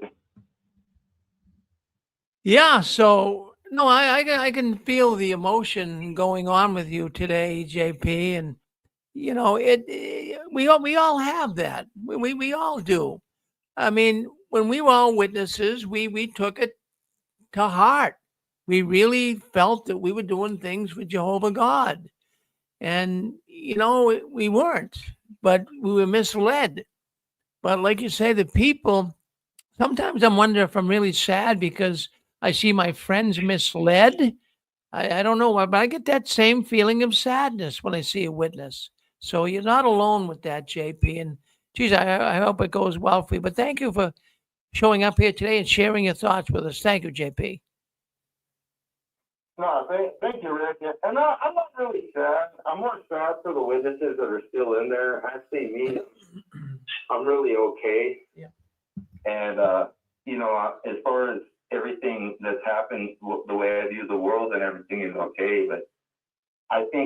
let a lot of this, what's going on with my family that are JWs affect my life also. Yeah. But that's all I wanted to say. Well, thank you. I'll let somebody else speak. Thank you, Rick. Well, appreciate you. Oh, good to hear from you too, JP. Let's go to 714. 714, you're on with us. Go ahead. Hi, Rick. I just wanted to let you know, okay, I was a born-in. This is Nadine. So I was a born-in, so I really didn't have much of a choice. And I really believe I was, indoctrinated at a very, very young age. But then I started to question things when I was young. And I've mentioned before that I never liked the book study. I never liked, attending the book study. And I think I know why now. Because first of all, the elder that conducted the book study, I mentioned before, he would always want to go out in service with me, like pick me up, and just the two of us. And he was married, and I was young, like 15, 16. And he was probably like 30. And so I just hated it. But I felt like I had to go with him, but I didn't want to. And I just felt so creeped out. And I think that's probably why I didn't like the book study. And then when we started studying the Revelation book, and they talked about the harlot and how she was making love to the United Nations and all of this stuff, and all the pictures in the book, I'm like, why are they talking like this? I thought it was weird. I didn't like it. I thought it was weird. I didn't like the material in that book. And then at the conventions, they would always talk about immorality and fornication. And I'm like, why are they talking about sex all the time? And I just didn't like it. I did not like it, and I questioned it a lot. Well, yeah, no, that's what we were talking about earlier too. That there's a lot of that talk goes on, and why? Geez, I can remember, sitting in the Kingdom Hall, my little children, and geez, they're talking about stuff that, even would turn a grown-up's ears pink, and here they have little kids. Mommy, what's that? I mean, there's no need of that. There isn't, but they made a big deal about it, and even to have a talk, for example, on masturbation. I mean, that's ridiculous. They gave me that talk. That's geez, who wants to talk? Who wants to talk about that? But I mean, this is nuts. But they had this infatuation about sex, and it drove me crazy too. Yeah, I can see it now. I look back on it. When you're in it, there's like a weird, creepy feeling. But you can't put your finger quite on it. Yeah. But then, when you're out, it's like, oh my God. And that Revelation book and the harlot and I don't know. You know what, Nadine? It's funny. Women, and I tell Susan here and all you women out there listening, you all have better intuition than men. You have, I don't know, I think it's kind of like just in you guys. It's kind of like part of your nature that you have intuition. You can kind of feel a creep a mile away, like Creep meter. like you were saying with that book study guy that wanted to go out with you. See, you do that, but men don't have that. But I remember once my former wife and I were in a group going out in service. We were going out in service, and what was happening is we had 4 or 5 people in the van, and one of the brothers, one of the elders, put his hand on my former wife's knee. And, I didn't look at it as anything, sexy or anything. But geez, after he got out of the car, she says, Rick, did you see that elder? He put his hand on my knee. I says, well, Inez, I don't think it was anything. Well, it was. I didn't like it.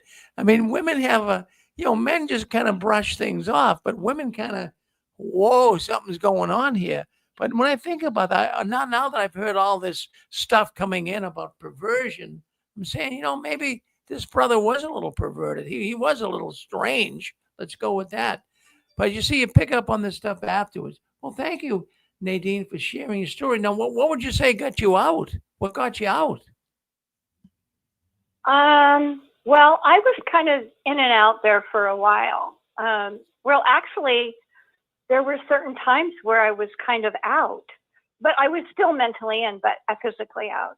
I remember when I was 18 and I got a job at Knott's Berry Farm. And my mother, she always insisted on having the book study. And so there was a book study that was at her place, but it was in the afternoon. I remember it was at 1 o'clock in the afternoon. And I worked the swing shift at Knott's Berry Farm. So I would go to work. I would leave about, say, 1 o'clock, 1:30 or so to go to Buena Park to Knott's Berry Farm. And so I got out of going to the book study and I didn't have to attend. And I was like, wow, this is great. I'm so glad I'm working this job where I don't have to be at the book study. And so I was out during that time and I met a lot of people at work and, people my age. And it was great, because I was just right out of high school. And I thought, this is great. I'm meeting some really nice worldly people. And there were parties and this and that, from, Knott's Berry Farm. And I was having a great time at that time. But that didn't, that only lasted for a while. But so I was in and out for a while. And then I would go back and then I would, I don't know. There was a lot of things I questioned, a lot of things. And I didn't really like the way people acted. And there were a lot of cliques and I didn't like the teaching about, no birthdays, but you could celebrate anniversaries. So I questioned that. And I used to ask a few people, like, what do you think about this? How come we can celebrate anniversaries and we can honor a couple, you're honoring people, but you can't celebrate birthdays? And nobody had the answer.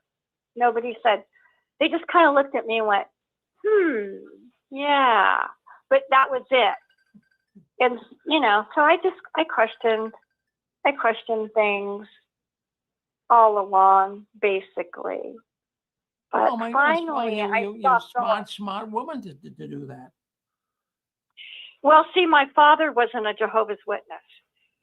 So I think that saved me, a little bit. And I would think because he was so against it. And so, but my mother was so indoctrinated and she was, very much in. And so I had two opposites. I lived with two opposites, my father, who was totally against it, and then my mother. And so I think I questioned a lot of things because of my father having, telling me things, and he just couldn't stand it. He just could not take it. He said, it's all fairy tales. It's just made up stuff. It's all man-made. He just went on and on and on. And so I think that saved me. But I finally stopped going in 2010. So, I would go in and out. But I had a lot of friends that were witnesses. And so I think it can keep you in because it's a social club. So, it's difficult when you have friends that are in there. But then at the same time, you're thinking, this is nuts. This is crazy. And then it got to the point where I would go out and service with people. And I'm like, and it would be like a cold Tuesday morning and real cloudy. And I'm thinking, why am I in this car group with these women who are just gossiping? And I wasn't enjoying myself. And I thought, I could have a part-time job right now. Why am I here? I used to question that too, all the time, because I wasn't enjoying it. And I just felt like I was wasting my time.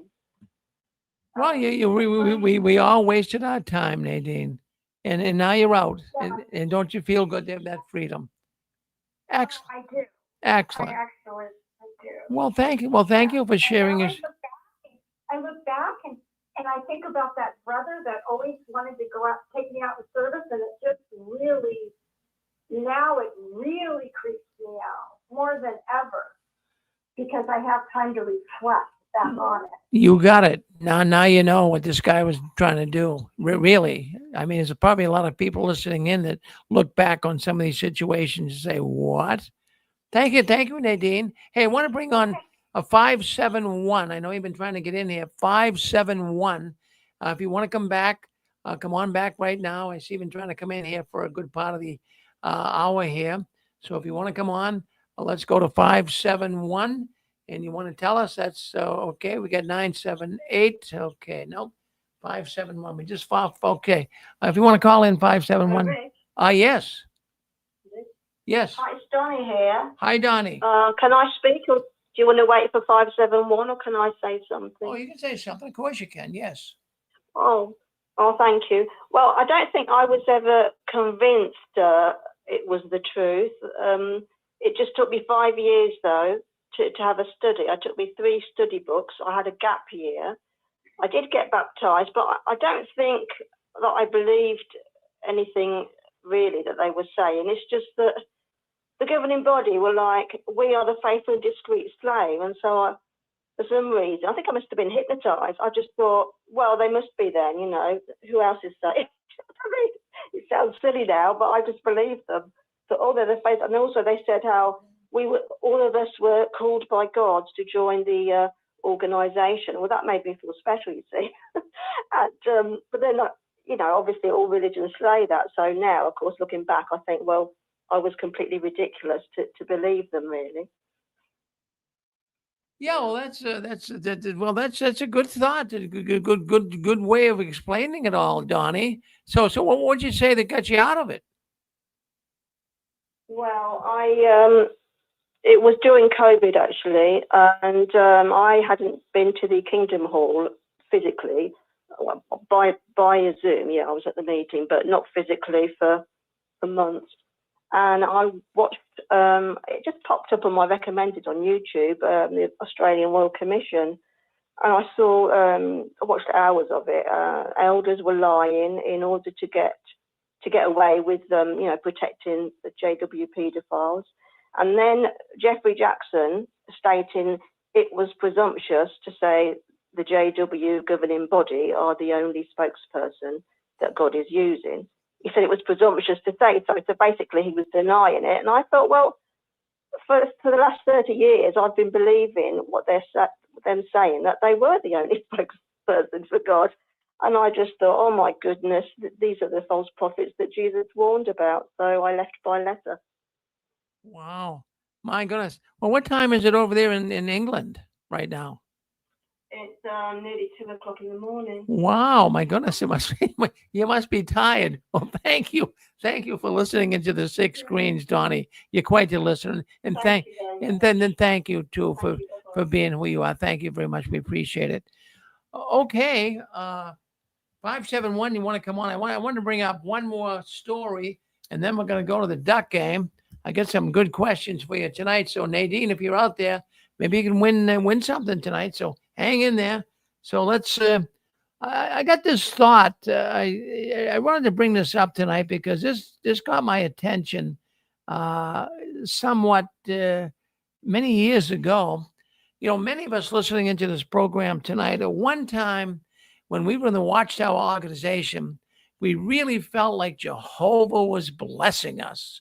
Boy, we really felt like, oh, Jehovah's my friend. Oh, everybody else doesn't have him, but I'm one of Jehovah's Witnesses. And Jehovah's really helping me. He's blessing me. He's helping me more than I ever thought he could. And there was one girl, I remember the convention was an assembly, actually. And so the sister in the hall, she had a daughter. The daughter was about 12 years old. So the assembly was in the middle of winter up here. It's cold and freezing. So, you know, she wanted to get baptized. So they're going to go to the assembly and the daughter was going to get baptized. But she couldn't, you can't find a bathing suit in the middle of winter, right? It's very hard to do that. You know, the stores all put them away and what have you. So the system mentioned from the stage, well, not from the stage, but they were talking about how Jehovah blesses people. So the sister spoke up and said, "Oh, I got such a blessing from Jehovah. I know that Jehovah was with me today." So the brother said, "Well, why was that, sister?" Well, she says, I want to get Carly. I want to get Carly baptized at the assembly next week, and we couldn't find a bathing suit for Carly, but Jehovah helped me find one. Sure enough, I went into the store, and there was the bathing suit. And so, everyone clapped and really believed it. Now, I'm not disgrading here that God steps in and helps people, but I don't really know if he can help you find a bathing suit. I really don't know that. But how about you?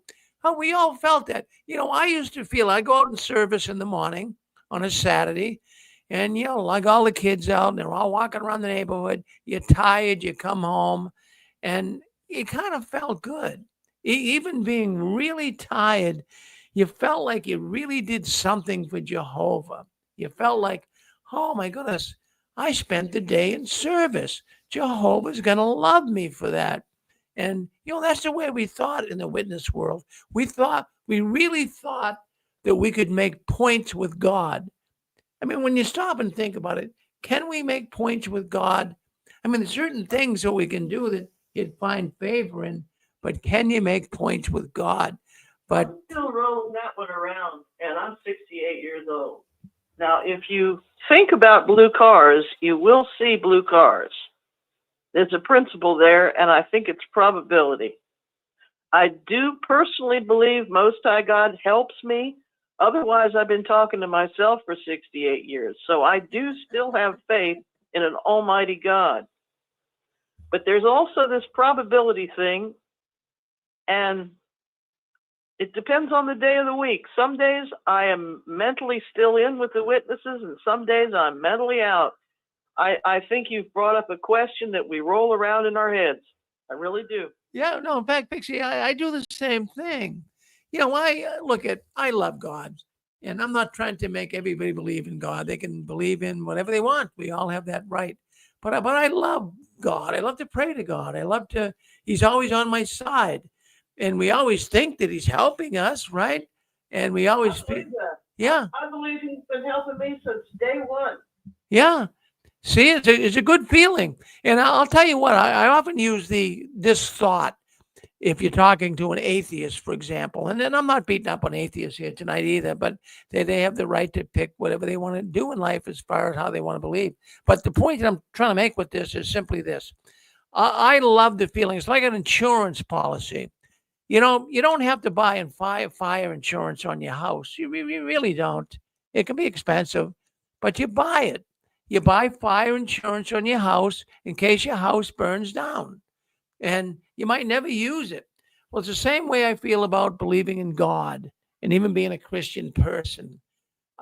Even if this was some type of a hoax, which I don't believe it is, but let's just say there was something that you made up in your head, and none of this really is true, but you totally believe it.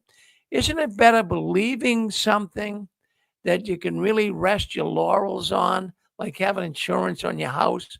If my house burnt down, I know it's going to at least be paid for by insurance. But the same way I feel with God, I feel it's an insurance policy. But a person that doesn't have that belief in God, it's like having no insurance. You're really left out there to something drastic happens, you're in trouble. But when I feel tragedy and difficulty in my life, at least I can rely on. Even if you say, well, Rick, it's all made up, it's just in your head, at least you can rely on something. I don't know what a person does. So say a person that doesn't have a godly feel and they have a child that's run over by a car and dies. How do they handle that? Do they just say, well, Cindy was a nice girl. Cindy was a good girl. How do they handle that? At least when you have, how do you have a hope? Again, the thing that helped me was griefwork.org, because it's not about religion. It was about dealing with grief. But like yourself, I choose to believe some of these religious ways of thinking. I have a very good friend that's an atheist. I don't know how she does it, but she has a wonderful husband. She has wonderful grandchildren. she's a very pragmatic person, but she also works in the arts. She's very creative, but she thinks very differently than I do because she does not believe in a supreme being that I still believe in. Yeah, and it's very hard, Pixie, and I've always said here on the 6 screens, in the ex-witness world, there is 2 camps, and it really is something that I think about a lot. There's the believing camp and the non-believing camp. And you guys know I don't preach to you on Saturday night. And then there's me. I'm willing to read it all. I spent $28 to read the Skeptical Inquirer Atheist magazine. I read it to cover. It's well written, but I find they're just as doctrinaire as some of the fundamentalist Christians. I'm willing to look at an alternative medical journal. I'm willing to look at maybe we don't have all the science we think we have. And when I read this magazine they have, they're absolutely sure of everything. There's no guarantee of anything. Well, you have to have an open mind to, there might be something new down the pike. There might be an alternative that does work to heal. There might be some science we don't know yet. Well, it's it's a very difficult thing as long as man has been on the planet. And the way that the Watchtower kind of gets people is we all have questions. Where did we come from? Why are we here? Where are we heading? Why do we die? But the Watchtower comes forth and they answer that for you. They will tell you. You don't even question it. They'll tell you all of this.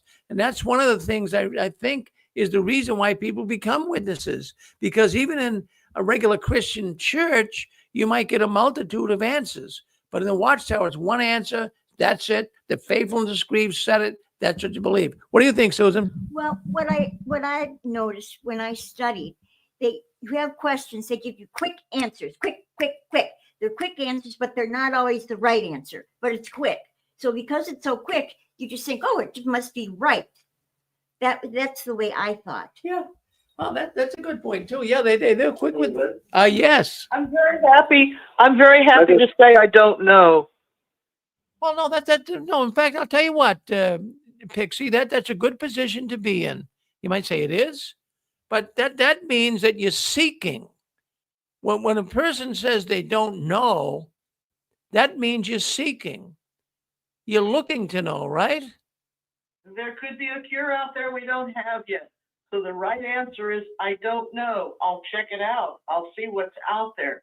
But the moment a person thinks they know the answer, whether they're a fundamentalist Christian or writing for an atheist magazine, they've shut the door to any other possibilities of future inventions, future cures, future possibilities. Well, in fact, just on that subject, and I'm going to get to Chicago, we get coming in here, but just on that subject, and I say this right along, I think one of the things that's really even hurting Christianity today is a Christian in your face Christianity. Really. I've heard some things on YouTube and, a Christian berating people on homosexuality and abortion. It's best just to let that go and not get in a big battle about it. We know the position that one would take on that, but to be in your face and to really just grind it into a person, you got to believe. I don't believe that works. I really don't. I like to just be moderate. I like to just be, this is the way that I feel about it. And I like the way I feel about it, but I'm certainly not going to try to push it on somebody because, maybe it's my thoughts on being a witness and, going around trying to push Jehovah's Witness religion on people. I think everyone does have the right to believe what they want. And I'm not going to disconnect you as a friend because you don't want to believe like I believe. You have the right to do that. We also have the right to check all the facts from a different perspective to get as much information as we can to make the wisest choice. Because again, there's people that are doctrinaire that are on both sides. So I think the middle way is usually the very balanced way. Be right in the middle. Be a centrist. Well, thank you, Pixie. Thank you very much. Do we have another caller that wanted to say something? Yeah, you're on. That's Stefan. Yeah, go ahead. This is yeah, I'll be extremely brief. I just want to talk about something that's on my mind in terms of, does Watchtower even believe, A, that there's a Jehovah and that Jehovah blesses them and is working with them?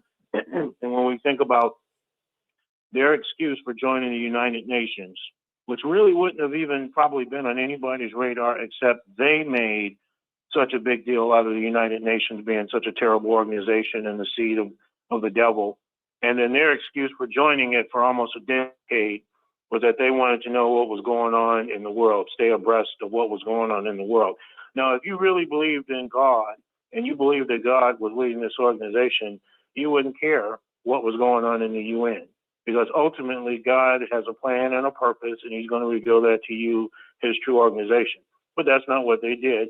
They went and joined the UN. So that shows you they don't believe in a God, and they certainly don't believe that if there is a God, he's leading that organization. And if you think about all of the lawsuits that Watchtower has had over all the decades, do they just sit back and say, you know what, we don't need to do anything. Jehovah will reveal this. He'll handle this. He'll tell us what to say. No. Watchtower goes out and gets the very best legal representation that money can afford. Now, why would you do that if you really believed in God and you believed that you were being used by God? And then lastly, money. We remember when Stephen Lett made that infamous statement that we have more money going out than we have coming in. And then here recently, he wants you to set up automatic payments to the organization. Now, if you believe that you are being used by God, you would have said, instead of set up automatic payments to send us your money, you would have said, brothers and sisters, we have less coming in than we have going out. Can you all please get with us in prayer and be prayerful and ask Jehovah to bless this organization and to give us what we need so that we can do his work? That's what you would have said, something to that effect. So they show you by when they need money, they come right to the witnesses and pander to them, no different from all these other organizations. So the point that I'm making is that Watchtower doesn't even believe in a Jehovah God. Oh, you know, I'll tell you, that's a statement of the night. I like that. I like that when you first made that statement, Stefan. Does the Watchtower believe in Jehovah? I have to say no. I have to say it's a big prop for them. They use Jehovah as a prop. That's it. Because they wouldn't see one thing they wouldn't do either. When you stop and think about it, they wouldn't rewrite the Bible. I mean, it says right there in the scripture that you don't change scripture. I mean, you'll get double the penalty if you do. So they'll deliberately change it to fit their agenda. Right there, it tells me they don't believe in Jehovah.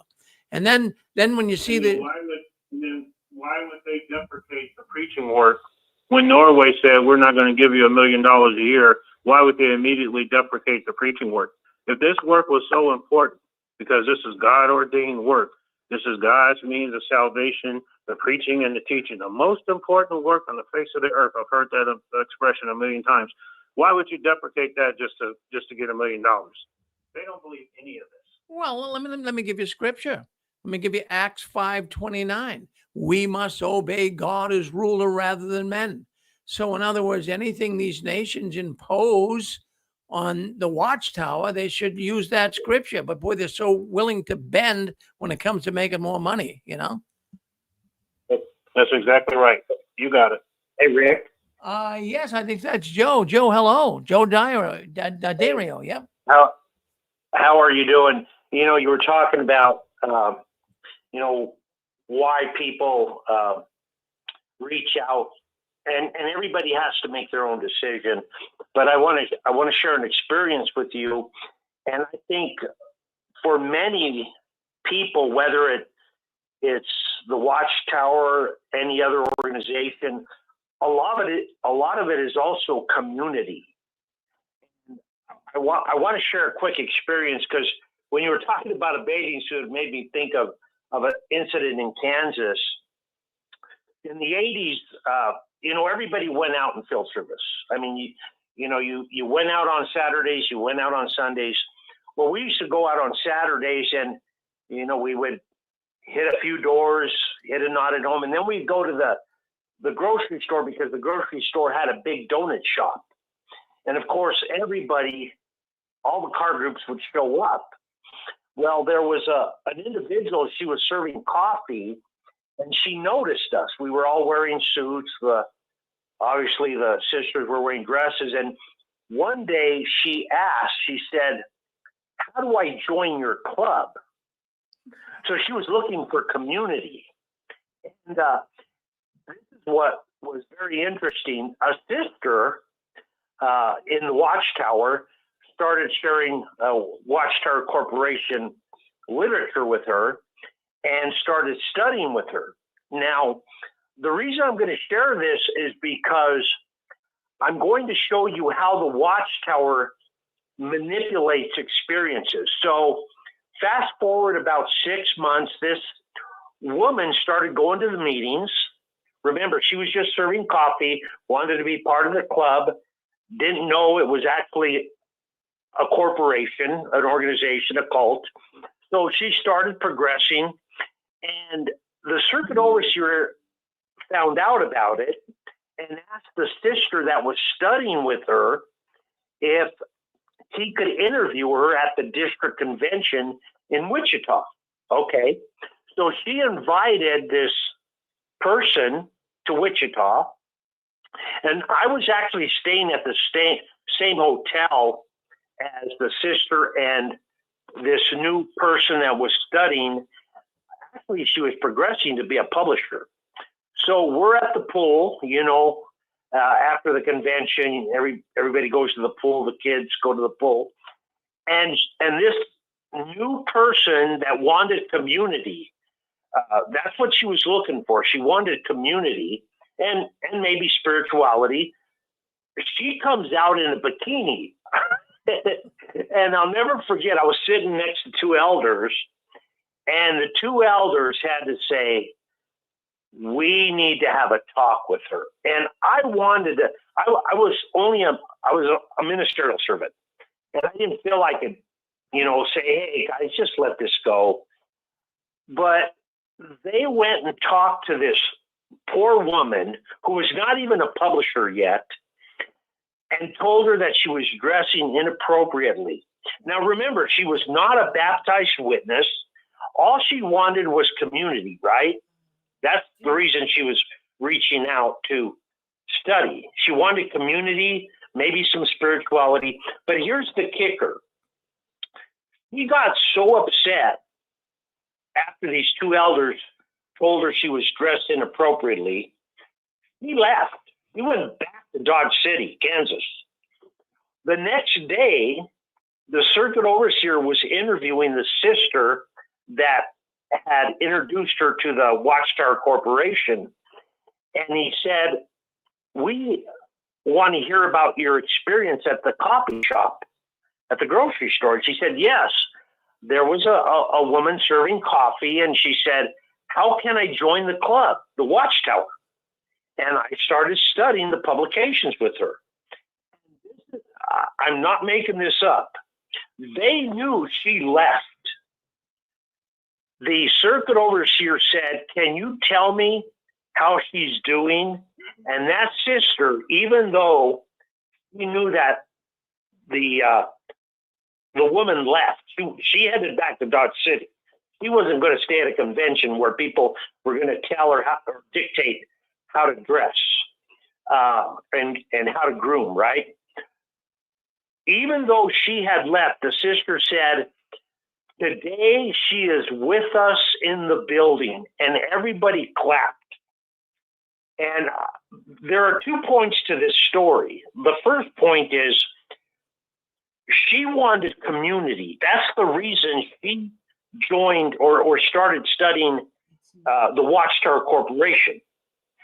And then the second point I want to bring out is, how can a circuit overseer and a sister flat out lie to 6,000 people that this woman was in the building when she hit the road after the elders counseled her? So I just wanted to share that experience. But another reason why I want to say a lot of people, it's the community, is because there are so many PMOs in the Watchtower. Why are they still in the Watchtower? community. Thank you, Rick. Well, no, well, that's good. No, that gives us some of the answers here too. That's part of the glue, community. Geez, thank you for sharing that with us, Joe. That you got me really thinking on that. Even my wife here, she's gasping and looking for air here. That's but they'll get right up there and lie to you like crazy. And I can remember those conventions, assemblies too, and they'd have experiences. The brother would get up and say, well, the people here in Portland, Maine, they really love the witnesses. And here's an example. I think most of those were made up because I remember one time I went out to get some food. And the man at the restaurant says to me, I see you got the badge on there. You with the witnesses? And, oh, we love the witnesses. And I love to be a witness myself or something like that, he was saying. So I went back and I told I believe it was a circuit overseer. I says, I got a good experience for you. This happened to me when I went to get some lunch. But they never mentioned it. But I think they come on with all these made up stories, I really do. Thank you, Joe. Thank you. Well, my goodness, that's quite the story. Now, would they lie? Of course they'd lie. Of course they'd lie. But that sister was put in a predicament. I wouldn't lie for them. Maybe the circuit overseer would. Maybe the elders would. But I wouldn't lie for them. I wouldn't. I don't care why they could put a gun to my back and I wouldn't lie for the Watchtower. Yes. Well, let's let it go there. We're going to go to the... Rick, can I say one more thing? Yeah, go ahead, Joe. Yeah. Wouldn't it have been morally better or a man of integrity to say, well, unfortunately, this person that you were studying with is not with us today. I mean, tell the truth. Don't make it don't make it a story that's not true. And that's what bothered me. I knew the whole situation.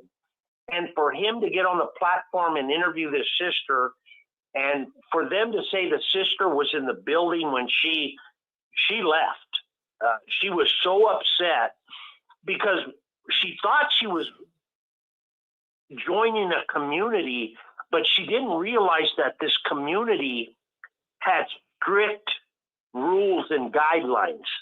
And because she was close to becoming a publisher, she was going to be held to account by the elders.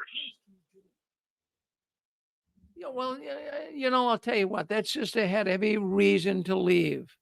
She knew nothing about a bikini. That's what women wear. She didn't know what the witnesses wore. I'm sure she didn't ask anybody. But for those elders, you were the only sensible one. Just let it go. Don't make a big deal. Susan, tell a story about Courtney that came on here one night. Oh, Courtney? Yeah. Oh, yes. There was a sister. She was invited by her boyfriend and his mother to come to the Kingdom Hall. So she knew she had to wear a dress, but she didn't really have a dress per se. So she said she tried to dress as modestly as possible with the clothes she had because she was kind of a poor young girl and she didn't have a lot. So she wore a black skirt, but unfortunately it had a big slit. And but she said, I had boots that were up to my knees. So it kind of covered over that. Well, when she went to the bathroom, the sisters were on her. They said she looked like a hooker and that she was after their husbands. And she was so downtrodden and upset. She never wanted to come again. She had tried so hard to look respectable. But, if you expect much of someone, you should have given her something to wear. I mean, it was just ridiculous. And she didn't really ever progress, and I don't blame her. Yeah, she was a poor girl. She didn't have any money. She didn't have any clothes. She put the best thing on she could put on. And so the first night of the meeting, as Susan says, she walks into the bathroom. She walks in, and a few sisters went in there and read her the riot act. You shouldn't be dressing like that. You look like a prostitute. You don't say something like that. That would never happen in a real Christian church. But where do the witnesses get off doing this? It's not sensible. Not sensible at all. Well, thank you, guys. We're going to go to the trivia game. We call it the duck game here. But let's ask some trivia questions. Maybe you guys can win some prizes. You're on the honor system. You keep score. We got a number of people already that have certain points. When you get 5 points, you get a book. We got some books here that Jim Hill, our good friend Jim Hill, has given us. Watchtower Publications, as well as some cult books. We'll give you a nice book. Susan, of course, is recommending this book right here. This book here, The Desolation of the Sanctuary. This book has got a lot of Watchtower information. You'll be shocked at some of the things like Susan was reading there tonight. So anyways, we got books to give away. I got Watchtower magnets. You get 2 points, you get a magnet. I'll tell you what I got here too. I'll start giving away. I got some t-shirts. Susan, hand me one of those t-shirts. We got the Still Alive in 2025 official t-shirt. Friends, these are souvenir of the convention we had. If you get 5 points, we'll get you a t-shirt. But we'll mail it off to you. But if you're in Canada, I'm having trouble mailing stuff up there, but just play the game. I can't mail stuff up there. They give me trouble every time I go to the post office. They think we're trying to mail a bomb up there or something. So it's no hats. No, well, maybe one or two, but we'll keep those for later. But anyways, we got some t-shirts and also $100. Whoever gets to 12 points can win $100 in cash. Okay. Well, I'll send you a check, but a little cash for you. All right. So let's ask some questions here. Now, here's how we play the game. You have to keep score. Now, when I ask a question, you don't answer till I say go.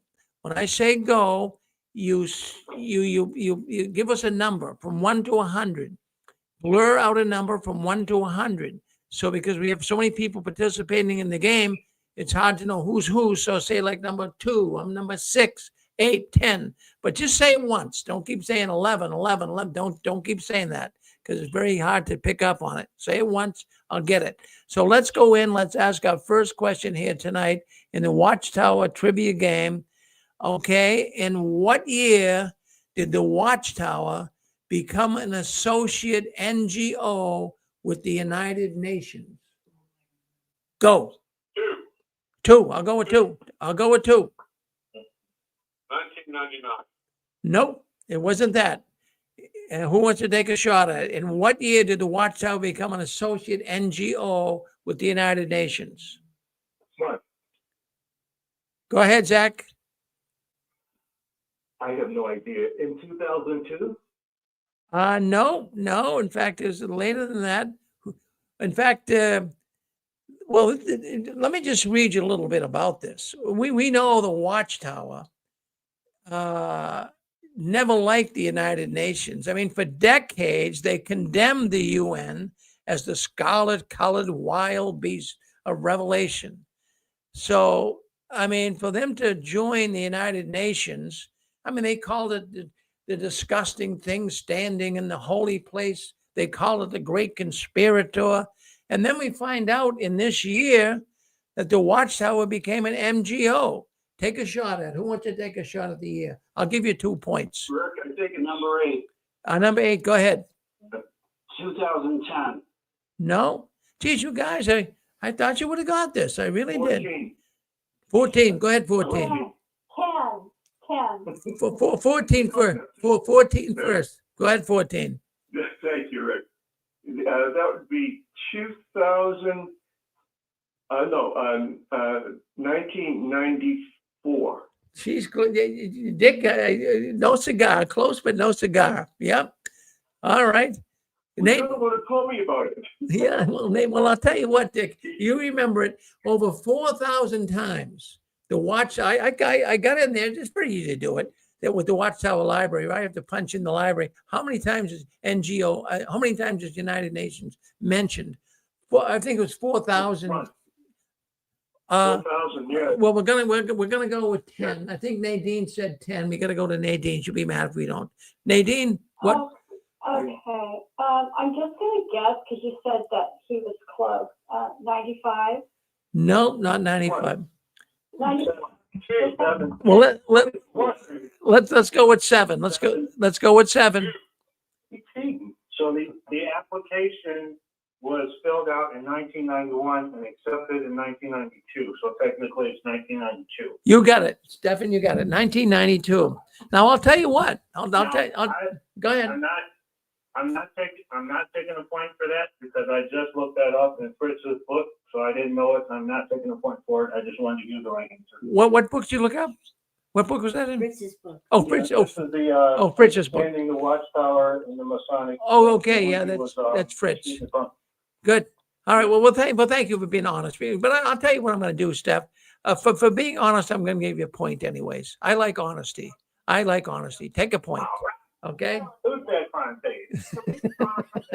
Okay. All right. Let's do this. I'll tell you what I'm going to do. I'm going to give away a T-shirt. I got some beautiful T-shirts. These are really nice T-shirts. I'm going to give a T-shirt away. If someone can tell me the man's name that actually reported it in the actually it was in the United Kingdom newspaper, English newspaper, The Guardian. There was who was the reporter? I'll give you 5 points. I'll give you the shirt. Who was what was the man's name who reported this? I'm surprised. Well, I get into this. I don't expect you guys to know it. His name was Paul Gillies. Paul Gillies. Okay. I just thought I'd put it out there. All right. Let's go to the next one. Let's move over here. Let's go to the next one. All right. Now, at the conventions, we know that Watchtower would always tell the people, if you donate so much money, see one of the elders, one of the officials at the convention in the administrative office, and they will give you a tax receipt. So how much money did you have to donate to the Watchtower in order to get this official IRS tax receipt? One. Oh, sorry. Go. One. Zach, how much? Was it $250? It was $250. That's right. Yeah. Well, you got a good memory, Zach. Good memory. Yeah. No, in fact, according to the IRS, evidently, they had to make a donation of $250. But I don't know if that's an IRS ruling or not. I think it's a Watchtower rule because In one day. yeah. In other words, okay, you say, okay, geez, I came to $50 in a single day. I don't know how many days. Well, in other words, you have to write a check. So you get your checkbook out, you write a check for $250. You go up and you say, "Look, I want to make a deduction," but I don't think that was an IRS rule because I think they let you deduct anything that you give. But so yeah. Rick, I think I've heard it. It's something about that. They let you deduct what you say you're deducting, but I think at some point you need proof for your deduction. So you might want, if you're donating $250 in a single day to a single organization, that's when you want to definitely have a receipt. Okay. In fact, back. You can deduct whatever. Oh yeah, you're right with that. Well, thank you for clarifying that. And I think it was a way too to get people to give more money, right? Hey, listen, yeah, you give $250, we'll give you a receipt. You can show the IRS. All right, good. Thank you, Zach. So that's good. So you got a point on that one. All right. Here's another one. All right. Name this one. We all been to the conventions. Can someone name one thing that was on the signs that ministerial servants would walk around through the stadium? What was one thing on the signs? Hold on. When I say go, you say it. Go. Well, we had Nadine was in there first with 10. I know, Stefan, you came in first, but you have to play by the rules. Go ahead, Nadine. Yes, sir. It would say, take your seat. Take your seat. Well, Nadine, can you think of something else that they said? Take your seats. One. Be quiet. Yeah, be quiet. Yeah. Take your seat. Yeah. Keep moving. I'll keep moving. Yeah. Can you? Yeah, keep moving. Be quiet and take your seat. I mean, they treated us like. I mean, when you stop and think about it, did you ever go to any ball game or concert or anywhere where people are walking around with signs like that? I mean, how? You know what it made me do? It made me just walk more and not go take my seat. Because I'm kind of a rebel, like that. I don't like to be told everything what to do. And so I'd be like, I'm not taking my seat. Are you kidding me? So And I just kept walking around. yeah, and some of the ministerial servants would be very in your face too. I mean, very emphatic. Yeah. They would put the sign right in They front of you. take their Yeah. seat. Yeah. Why didn't they take their seat? Yeah. Yeah. Well, Yeah. so we all remember that. And it's like, what was going on here? But we all did it. We all did it. Yeah. All right. I answered 3 of them. All right. Here we go here. I know we get listeners that went to the 1969 convention. Well, I happened to be there, Yankee Stadium in 1969. And it was one of the largest crowds ever. No, not the largest, one of the largest. They had 120,000 people there. I was there. I can remember it. But who can tell me what was the theme of that convention that's worth 2 points? Go. That's a tough question. I thought maybe Zach would get it, but I think Stefan, go ahead. 7. You said it was in 1969? Yep. So the theme would have been stay alive until 1970. I have no idea. Sorry. Well, I kind of remember it because I was. Rick, Go ahead, Nadine. Okay, I think it had, I don't know the name, but I think it had something to do with the heart, where it had that beating heart. No, it was the peace, It wasn't that peace on Earth convention. Yep. Yeah. Wait a minute. I got a question for Nadine. Yeah. Yes, Nadine, did you just now say a beating heart? yes, Are you saying a beating heart on stage, right? yes. It was In a at box. the Angel Stadium in California. In a big box. Yes, And also, that's red. And also, there's another box, not beating, but it's gray, and it's the brain. There are 2 boxes. As soon as you said that, I remember it. Are we talking about the same thing, right? well, yeah, I remember it. I was really young, but And- yeah, it had like a beating heart. Yeah, But there I was, don't think it was 69. I was older. I was too young, but yeah, I was older. It might have been like in the, I don't know, 70s. right. I remember what they were doing. They had a Yeah. giant heart on the Yeah, stage, they did.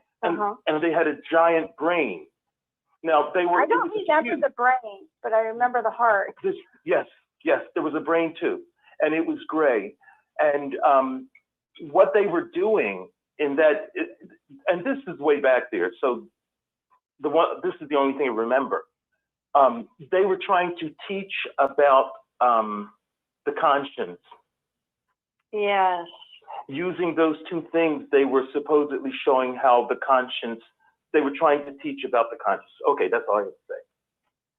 Yeah. But I remember that heart that you mentioned. As soon as you said it, I can still see it in my mind. Yeah, but it must have been in the 70s because, yeah. Yes, probably.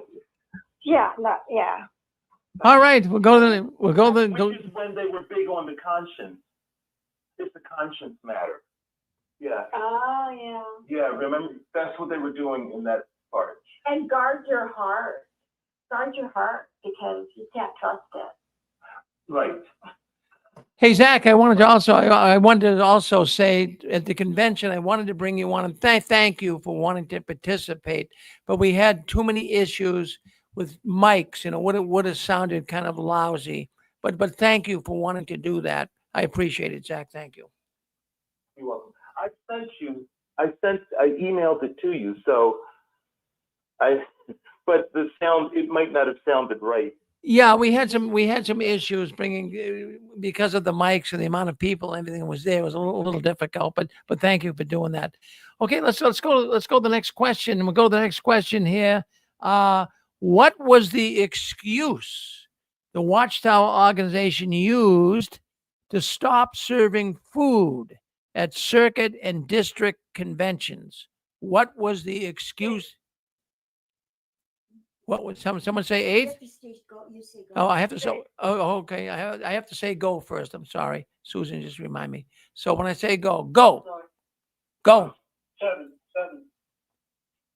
I still think I heard that Sister 6. I think she came in. Sister, were you number 6? Go ahead. Yeah, sorry, it's me. Yeah, they said all the poor people that were sisters and brothers that are cooking and everything, or they're missing out on spiritual food, so bring your own lunch. I'm going to give you a point on that, Donnie. Boy, I mean, your mind is still sharp at 3 o'clock in the morning over there in London. My goodness. Boy. Yeah, they called it. What do they call it, Zach? They had one term. Go ahead, Zach. Yeah. Simplification. Simplification. That's exactly right. But Donnie got it too. Yeah, both Do I take. get a point? Yeah, you get a point. Yeah, you get a point. Yeah, what we're gonna do, Zach, is I'd like to send you a T-shirt. I mean, I got to give you something. You can't keep winning like this and take nothing. I got to give something to you, but you probably don't want me to send it to you, right? Just being able to participate. All right. All right. But I want you to know I'm not taking you for granted here. I know. Yeah. Rick, Yes. Rick, if the man doesn't want a T-shirt, just give it to me. I didn't use the. Oh, well, there you go. I didn't use the language. I don't want it. I said just being able to participate. All right. I don't want it. No, that's my call. Yeah. That's what. So just give it. I said, just being able to participate makes me happy enough. That's good. You got it. Well, He doesn't want it. Thank you, Zach. I didn't say I don't want it. oh, thank you. Yes. Stephen obviously is begging for it, so why don't you let Stephen get it? I'm sorry. All right, let's go. Let's go. The last question for the night. All right, this is a fairly good one. It has to do with circuit assemblies. We could call it that, I guess. But let's just call it circuit overseers. How many congregations make up a circuit? How many congregations make up a circuit? Go. Number 8. I heard number 8. 10. I heard 8. Not 10. I'll go with 10. Go with 10. How many circuits make up a congregation? He's saying 10 circuits. That's the answer he's giving. He's giving the answer. Okay, I'm sorry. He's giving no, it's not 10. 1. 1. Go ahead, Jack. 18. No, close. Donnie, what do you think? 15, no. 7, go ahead, Steph. 20. Boy, no, not 20, no. I think it's still the same. I don't think they changed the arrangement, but I think 1, go ahead, Zach. 19. Nope. The answer is 22. You guys never heard that? Yeah. No. But that sounds good. That does sound good. The point goes to the person with the closest. I had 20. Yeah. Well, very good. Well, we enjoyed playing the game tonight, and I really want to tell you folks that we're having fun here on a Saturday night. I really appreciate it. Program comes to an end, but I did want to put out too that anyone I mentioned earlier, anyone like to have a program, we're going to kind of expand a little bit and stay up later for you folks in the future. Where we tried later night programs, we might bring some of those back. So if there's anyone out there that would like to have a program here on the 6 screens, and you feel like you have something, someone original, or you have something to offer, you have some ability, we'd love to hear from you. Yeah, who's that? Yeah, Rick, just let me close on what you were just talking about. Yeah. I've had the privilege of being on 6 screens for 20 years. And every time I finish with a program, I feel a lot better about myself. And I know I've told a story on 6 screens before, but I had a roommate when I was in the Marine Corps, and he was a sergeant. He was awarded a Silver Star for bravery. And he said that the only time he was really super scared in combat is when he ran out of bullets. And he just had to lay there and hope nobody killed him. So many Jehovah's Witnesses, PMOs, and so forth have PTSD. They don't know it. One of the best ways to fight PTSD, at least it worked for me, was to have a program on 6 screens where you can shoot back at the Watchtower by casting a bright light into the darkness of all their lies, their perversions, their scams, and all the stuff that they do. So I would suggest to anybody out there that if you really want to, loosen your ties from being locked up in the Watchtower, give Rick a call or send him a text or whatever.